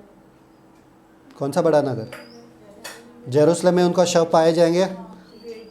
तो कौन सा नगर टूटा जाएगा? बड़ा नगर यरूशलेम ही। वर्स 11:13 पढ़ो। 11:13। फिर उसी घड़ी एक बड़ा भूकंप हुआ और नगर का 10वां भाग सिर्फ गिर पड़ा और उस भूकंप से 7,000 मनुष्य मर गए और शेष डर गए और स्वर्ग के परमेश्वर। वही नगर। तो यहाँ पर जो 19 वर्स में लिखा है, और वो बड़ा नगर या वो great Nagar was divided into 3 parts. 3 हिस्सों में वो भूकंप ने उसको भी हिला दिया, यरूशलेम को भी। और Nations of the earth fail. आगे। और बाबिलोन क्या हुआ? और बड़ा बाबुल का स्मरण परमेश्वर के यहाँ हुआ कि वह अपने क्रोध की जलजलाहट की मदिरा उसे पिलाए। हाँ। और हर एक टापू अपनी जगह से टल गया और पहाड़ों का पता न लगा। पहाड़ों का पता नहीं लगा। अरे यहाँ पर तो पहाड़ हुआ करता था, पूरा अंदर जमीन में चला गया। सोचो, ऐसा कभी अर्थक्वेक देखा कि हिमालय पूरा नीचे चला गया? हिमालय क्या है? आप कहाँ उठेंगे, ऐसा हो रहा है तो आप कहाँ पर भागोगे, कौन से जगह पे भागोगे शरण के लिए? पहाड़, ये जो बड़े बड़े पहाड़ आपको दिख रहा है, सामने पहाड़ दिख रहा है, ये पूरा गायब। आप बोलोगे कहाँ गया है? खौफ हो जाएगा आपके जहन में, खौफ। और वहाँ पे आगे देखो क्या होता है। वो तो काफ़ी था, वो डर पैदा करने के लिए काफ़ी था। आगे देखो क्या होता है वर्स 21 में। और आकाश से मनुष्यों पर मन मन भर के बड़े ओले गिरे। बड़े ओले मनुष्य पे गिरे बड़े ओले। ओके, आगे वो साइज पता चलेगा क्या ओले का साइज, बताओ। और इसलिए कि यह विपत्ति बहुत ही भारी थी, लोगों ने ओलों की विपत्ति के कारण परमेश्वर की निंदा की। निंदा ही किया परमेश्वर का। अभी तक उन्होंने परमेश्वर को महिमा नहीं दी, इतना होने के बाद भी। पर एक चीज़ वहाँ पर मिसिंग है जो हिंदी में नहीं है शायद से। Every stone about the weight, every stone about the weight of a talent. Every stone about the weight of a talent मतलब हर ओला जो गिर रहा था। आपने ओले के बारिश देखे कभी? छोटे छोटे आइस गिरता है, बर्फ़ गिरता है, बर्फ़ छोटा छोटा बारिश में ही ठप ठप ठप करके लगता है ना चेहरे पे, छोटा छोटा रहता है ना, फिर भी ठीक है। यहाँ पे कैसे गिरने वाला एक एक ओला मालूम है क्या? Size of a talent. Size of a talent मतलब मालूम है कितना?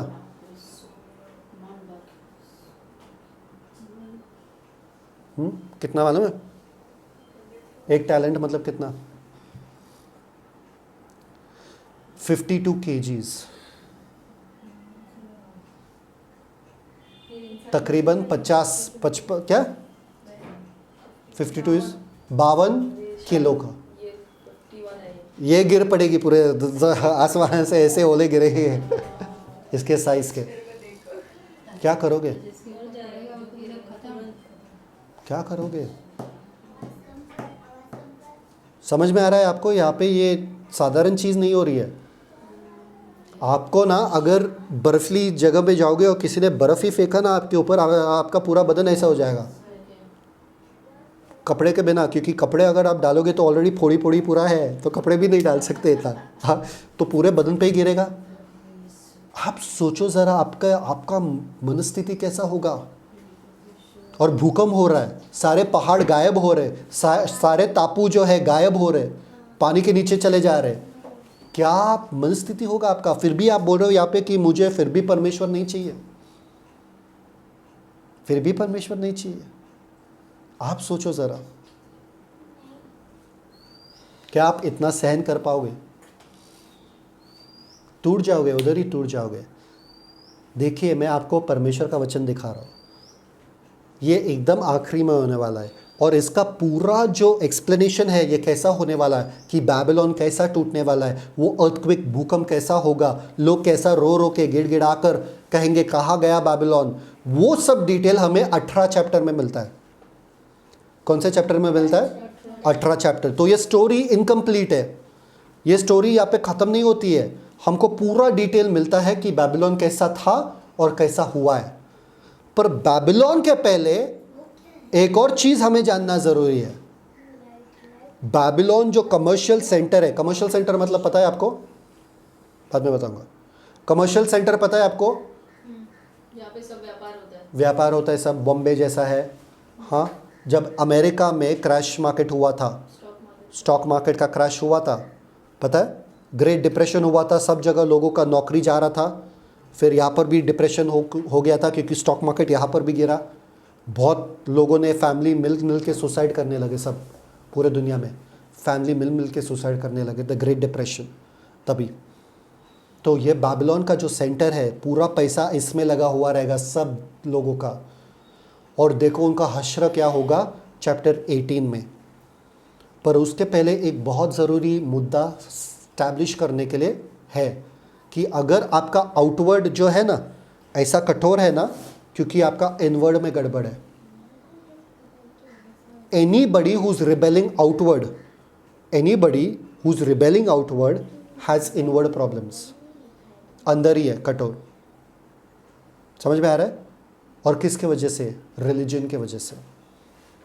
दुनिया में दो ही पावर है, एक तो धर्म का है, एक तो पॉलिटिकल,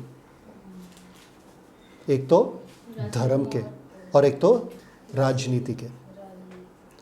राजनीति वाला हम देखेंगे कहाँ पर? चैप्टर 18 में, 18 चैप्टर में देखेंगे। पर धर्म वाला देखना ज़रूरी है, धर्म वाला पावर उनका देखना ज़रूरी है। और कौन है वो धर्म वाला पावर? वेश्या।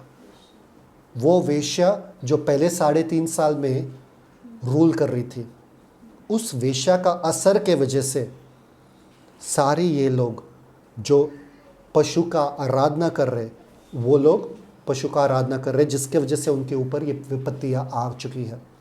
उस वेश्या के प्रभाव और असर के वजह से, जो सिर्फ 3.5 साल से शुरू नहीं है, निम्रोद के समय से शुरू हुआ था। उस समय से शुरू हुआ था जब बाबिलोन का स्थापना हुआ था। बाबिलोन का स्थापना करने वाला कौन है? हम देखेंगे।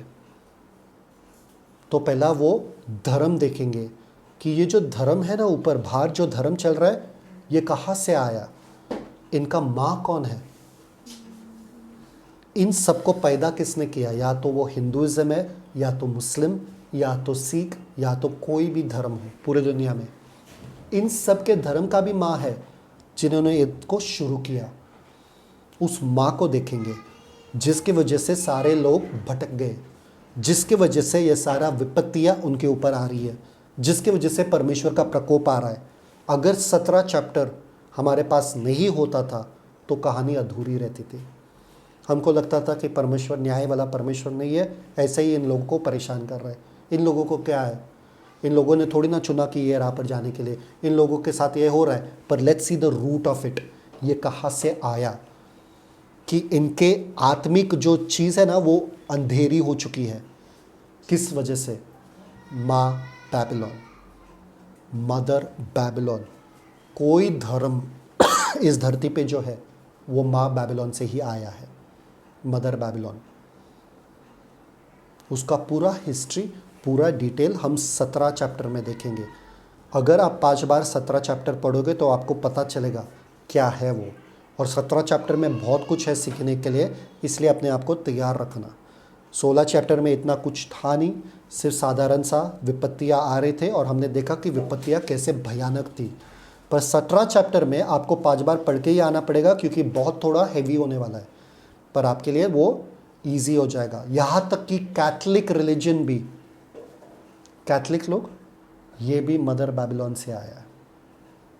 और आप चौंक जाओगे जानकर कि हमारे क्रिश्चियनिटी में भी जो चीज़ें हैं वो वहीं से आया है। क्या क्या आया है मैं आपको नेक्स्ट टाइम बताऊंगा। उसके बाद इस 7वें कटोरे को कवर अप करेंगे या कंटिन्यू करेंगे 18 चैप्टर में। समझ में आ रहा है? और 19 चैप्टर में क्या होता है? Marriage supper of the lamb. समझ में आ रहा है? क्योंकि नीचे हाई हाई हाई तबाही तबाही हो रही है। 19वें चैप्टर में क्या होगा? जश्न। क्यों?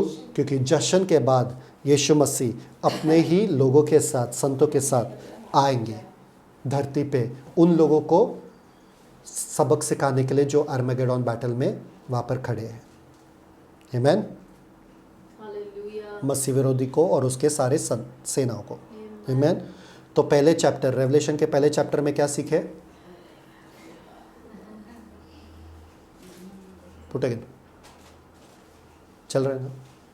रेवलेशन के पहले चैप्टर में क्या सीखे? इंट्रोडक्शन। यूहन्ना को लाके टापू पे डाल दिया और उसका पहला सब मनस्थिति सही करने के लिए, उनका बोझ हल्का करने के लिए पहले कलीसिया के बारे में उनको बता दिया, 7 कलीसिया के बारे में 2 और 3 अध्याय में। फिर उनको संसारिक चीज़ों से उठाकर स्वर्गीय रैम में, स्वर्गीय चीज़ों में डालकर उनको पहला परमेश्वर का दर्शन दिया कि भाई मैं कुछ ऐसे भयानक चीज़ें आपको दिखाने वाला हूँ, पर ये जान लो कि परमेश्वर अभी भी विराजमान है, परमेश्वर के नियंत्रण में सब कुछ है। इसलिए क्या दिखाया? परमेश्वर को दिखाया और परमेश्वर के हाथों में एक किताब दिखाया। ये 4थे चैप्टर में। 5वें चैप्टर में ये दिखाया कि योग्य कौन है वो किताब खोलने के लिए? सिर्फ मेमना आया, उसको पूरा क्या मिल रहा था? आदर, गौरव, महिमा। क्यों? क्योंकि उसके जैसा और कोई नहीं था किताब खोलने के लिए।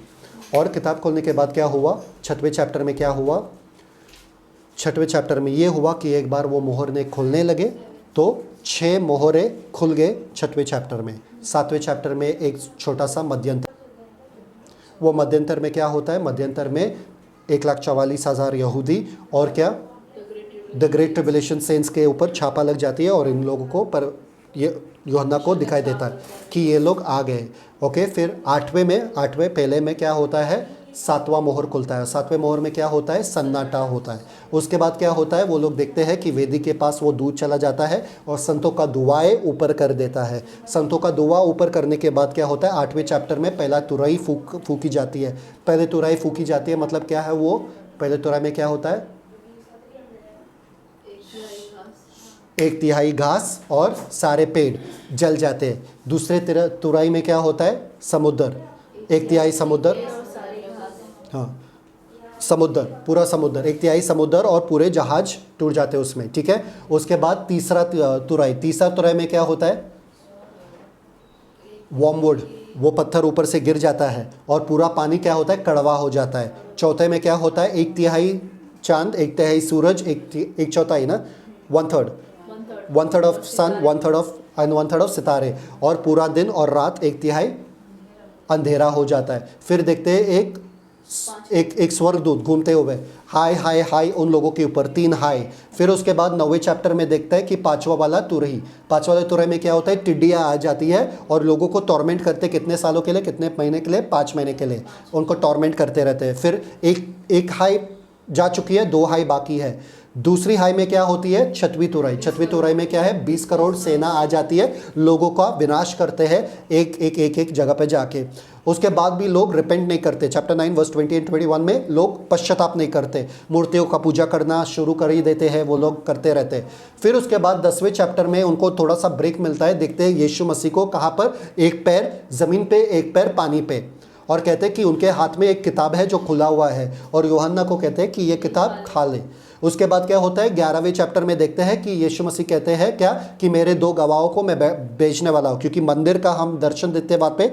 और फिर बाद में देखते हैं 2 गवाह, कौन है 2 गवाह, एक एलाइजा और एक एनोक, दोनों आते हैं, पर वो जो पशु जो अतकुंड से निकलता है वो 2 गवाही को ख़त्म कर देता है। और 2 गवाही के लाश कहाँ पर रहता है, यरूशलेम में ही रहता है। और उनको क्या मिलता है, सब पूरे लोग देखते रहते हैं 3.5 दिन तक। और 3.5 दिन के बाद क्या होता है, ऊपर से एक आवाज़ आता है, उठ और मेरे पास आ जा, और वो लोग उठ जाते हैं और सारे लोग उनको देखते हैं जब वो उठते जाते हैं। और फिर क्या होता है, फिर बचता है 7वां तुरही। 7वें तुरही में क्या होता है, 7वें तुरही में the mystery of God is finish. कौन सा मिस्ट्री ऑफ गॉड, जो हम देखते हैं चैप्टर 12 में क्या है कि एक गर्भवती स्त्री वहाँ पर खड़ी है, उसके पेट में एक बच्चा जन्म लेने वाला है। बच्चा जैसे जन्म लेता है वैसे वो ऊपर उठाया जाता है और अजगर जो है उसको निगलने की कोशिश करता है, पर देखता है कि वो ले नहीं सकता है, उसके साथ युद्ध होता है। कहाँ पे, स्वर्गीय स्थानों में, किसके साथ, माइकल के साथ। माइकल उसको हरा देता है, फिर वो गिर जाता है और गिरने के बाद वो स्त्री को टॉर्चर करने की कोशिश करता है, पर स्त्री को टॉर्चर कर नहीं पाया, क्योंकि जब वो भाग रहा था उसके पीछे तभी धरती खुल जाती है और उसका जो मुंह से निकला हुआ पानी है वो निकल जाता है। इसलिए वो आता है वापस और जो बचे हुए लोग हैं शहर में उनको टॉर्चर करने की कोशिश करते हैं। फिर हम देखते हैं 13वीं चैप्टर में देखता है कि जब मेरा ये सफल नहीं हुआ तो मैं दोनों आदमी को मेरा निकाल देता हूँ। तो पहले देखता है कि वो पशु को निकालता है जो समुद्र से बाहर निकलता है, पहले उसको निकालता है। और फिर देखते हैं 13वीं चैप्टर में कि वो पशु को निकालता है जो ज़मीन से बाहर निकलता है। दोनों को निकालने के बाद 14 चैप्टर में देखते हैं कि ये लोग तो फॉलो कर रहे, सब चाप ले रहे वगैरह फॉलो करते हैं, पर मेमने के पीछे चलने वाले लोग कहाँ पर है, वो 1,44,000 यहूदी कहाँ पर है, जिसकी वजह से ये सब पूरा प्रॉब्लम हुआ नीचे। वो लोग स्वर्गीय में है, वो लोग मेमने के साथ खड़े हैं वो पहाड़ पर, और वो पहाड़ पर खड़े हैं वहाँ पे 3 दर्शन देखते हैं। पहला दर्शन मेमने के साथ जो पहाड़ पे खड़े हैं 1,44,000 यहूदी। उसके बाद हम देखते हैं दूसरा दर्शन जो है वो स्वर्गदूत जो प्रचार कर रहे कि परमेश्वर को भय मानो और परमेश्वर के आज्ञा को पालन करो। दूसरा कहता है क्या कि बाबिलोन के ऊपर न्याय का समय आ चुका है। तीसरा क्या कि उन लोगों के ऊपर छाप जो लिया है उनके ऊपर न्याय होगा और वो सदा सदा जलते रहेंगे स्वर्गदूतों के सामने और मेमने के सामने, और उनके लिए कोई पश्चाताप नहीं होगा। Okay, after that happens, the 14th chapter happens, we come to the next Darshan over there। वहाँ पर लिखा है the grape harvest and the grain harvest, अंगूर का दर्शन और वो गेहूं का दर्शन, अंगूर और गेहूं का दर्शन ऑलरेडी हमने देखा वहाँ पे कि क्या होता है। वो दर्शन के बाद 15वीं चैप्टर में आते हैं। 15 चैप्टर में क्या दिखा देता है कि परमेश्वर के कटोरे के साथ 7 संत वहाँ पे खड़े हैं और परमेश्वर के कटोरे उंडेले जाने वाले हैं। पर वहाँ पे एक ब्रेक मिल जाता है, वहाँ पर हमको दिखता है कि कुछ तो वहाँ पर एक्टिविटी होता है। उसके बाद हम आते हैं 6वें चैप्टर में, जिसमें परमेश्वर का कटोरा उंडाले जाता है 16वें अध्याय में। That's full revelation. ये प्रकाशन है आपके लिए, ये प्रकाशित वाक्य आपके लिए। आपको ये बाय हार्ट होना चाहिए, आपके मुँह ज़ुबानी आना चाहिए कि 15 चैप्टर में ये, 14 चैप्टर में ये 3 दर्शन, 13 चैप्टर में 2 जन कौन आ रहे हैं? ये 2 जन आ रहे। 12वीं चैप्टर में गर्भवती स्त्री, 11वीं चैप्टर में 2 जन, कौन 2 जन? वो 2 विटनेसेस। 10वीं चैप्टर में यीशु मसीह, एक पैर इधर एक पैर उधर। देन 9वें चैप्टर में 2 ट्रम्पेट्स। एक ट्रम्पेट क्या है? तिड्डियों का, एक ट्रम्पेट 200 मिलियन 20 करोड़ सेना का। फिर 8वें चैप्टर में क्या है? 4 हमको वहाँ पे ट्रम्पेट्स मिलता है। फिर बाद में 7वें चैप्टर में 2 ग्रुप्स, एक ग्रुप है 1,44,000 यहूदी and great tribulation cents. 6वें chapter में 6 सील्स, 6 मोहर। 6वें चैप्टर में 6 मोहर। 5वें चैप्टर में मेमना। 4थे चैप्टर में परमेश्वर सिंहासन के ऊपर। 3रे चैप्टर में सार्डिस, फिलाडेल्फिया, लेओडिसिया। 2रे चैप्टर में इफिसस, स्मिर्ना, परगमोस, थाइतैरा। और पहले चैप्टर में इंट्रोडक्शन। समझ में आ रहा है? नहीं समझ में आया? वापस बोलूँ? ये आपके दिमाग में रहना चाहिए 16वें चैप्टर तक। नेक्स्ट टाइम कोई ना कोई तो रिव्यू देगा पूरा, ऐसा ही जैसा मैंने झट से दिया कि हर चैप्टर में क्या है। समझ में आ रहा है? और मैं किसी को भी बोल दूंगा, सब तैयार रहो। ऐसा नहीं कि आपके पास वो अपॉर्चुनिटी, मैं बताऊंगा कौन देगा, सब तैयार रहो। हाँ, ऐसा ही देना है। पहले चैप्टर में ये, दूसरा चैप्टर, तीसरा चैप्टर, वैसा ही, तभी फिर दिमाग में बैठेगा। आमीन। तो अभी नेक्स्ट वाला जो टॉपिक है वो है द मिस्ट्री बैबिलोन। ये जो रहस्य जो लोग नहीं जानते, चाहे आप इस्लाम में हो चाहे हिंदुइज्म में हो, आपको पता नहीं है कि आपकी माँ कौन है, कहाँ से आपका रिलीजन आया। आपको लगता है सनातन धर्म है, आपको लगता है कि अल्लाह ने ही एक ही रिलीजन बना दिया, ऐसा वैसा कुछ नहीं। मैं आपको बताऊंगा कहाँ से आपके जड़ है, वो भी अगले बार 17 चैप्टर में। और 17 चैप्टर इंटरेस्टिंग है। आमीन। चलो प्रार्थना करो। पिता परमेश्वर, धन्यवाद देते सुंदर समय के लिए। धन्यवाद देते कि जैसे यीशु मसीह ने वो प्याला पिया और कहा इट इज़ डन, और अपना जान दे दिया क्रूस के ऊपर, वैसे ही इन लोगों को वो 7वां कटोरा पीने के बाद सुनाई देगा एक बड़ा शब्द कि इट इज़ डन। पर उन लोगों में वो क्षमता भी नहीं रहेगी कि वो कटोरा पी पाएंगे। पिता परमेश्वर, they will not be able to drink, oh Father. They will not be even able to taste the wrath of God, Father. But still their hearts will not melt, Father. Thank you, Lord, so much for this opportunity that we know you. हम जानते हैं आपको, पहचानते हैं आपको, आपके सुसमाचार को हमने अपनाया, आपने हमको अपनाया, और हमें ये, हमारे पास ये आशा है कि हम एक दिन आपके साथ रहेंगे पिता। पर उन लोगों के बारे में क्या, जब तक हमारे पास ये जीवन है, जब तक हमारे पास ये जान है, वो भयानक दिन आने से पहले, क्योंकि आपके वचन में पुराने नियम में लिखा है वो कैसा भयानक दिन होगा, वो बहुत ही भयंकर दिन होगा, पूरे अंधकार वाला दिन होगा, जब यहोवा का दिन होगा, जब वो पलटा लेगा अपने दुश्मनों के ऊपर। तो इसलिए आज जब तक समय है पिता परमेश्वर, हम लोगों को बताया कि आप कितने अच्छे और भले पिता हो। How good you are, how sweet you are. Let us tell it to the whole world father, and let us spread the gospel to how much ever people we can get into your kingdom, Lord, while there is time, because one day they will come when there will be no time. एक समय ऐसा आएगा जब समय नहीं रहेगा पिता, जब लोग अपना मन और कठोर करते जाएंगे, उनके लिए फिर तो सिर्फ अनंत काल का आग ही रहेगा। और ये आपका अच्छा बिल्कुल नहीं है पिता। आप चाहते हो कि लोग आपके पास आए और मन फिराए। धन्यवाद पिता परमेश्वर, इतने अवसर देने के लिए, इतने अपॉर्चुनिटीज़ देने के लिए कि लोग पश्चाताप करें और आपको जाने।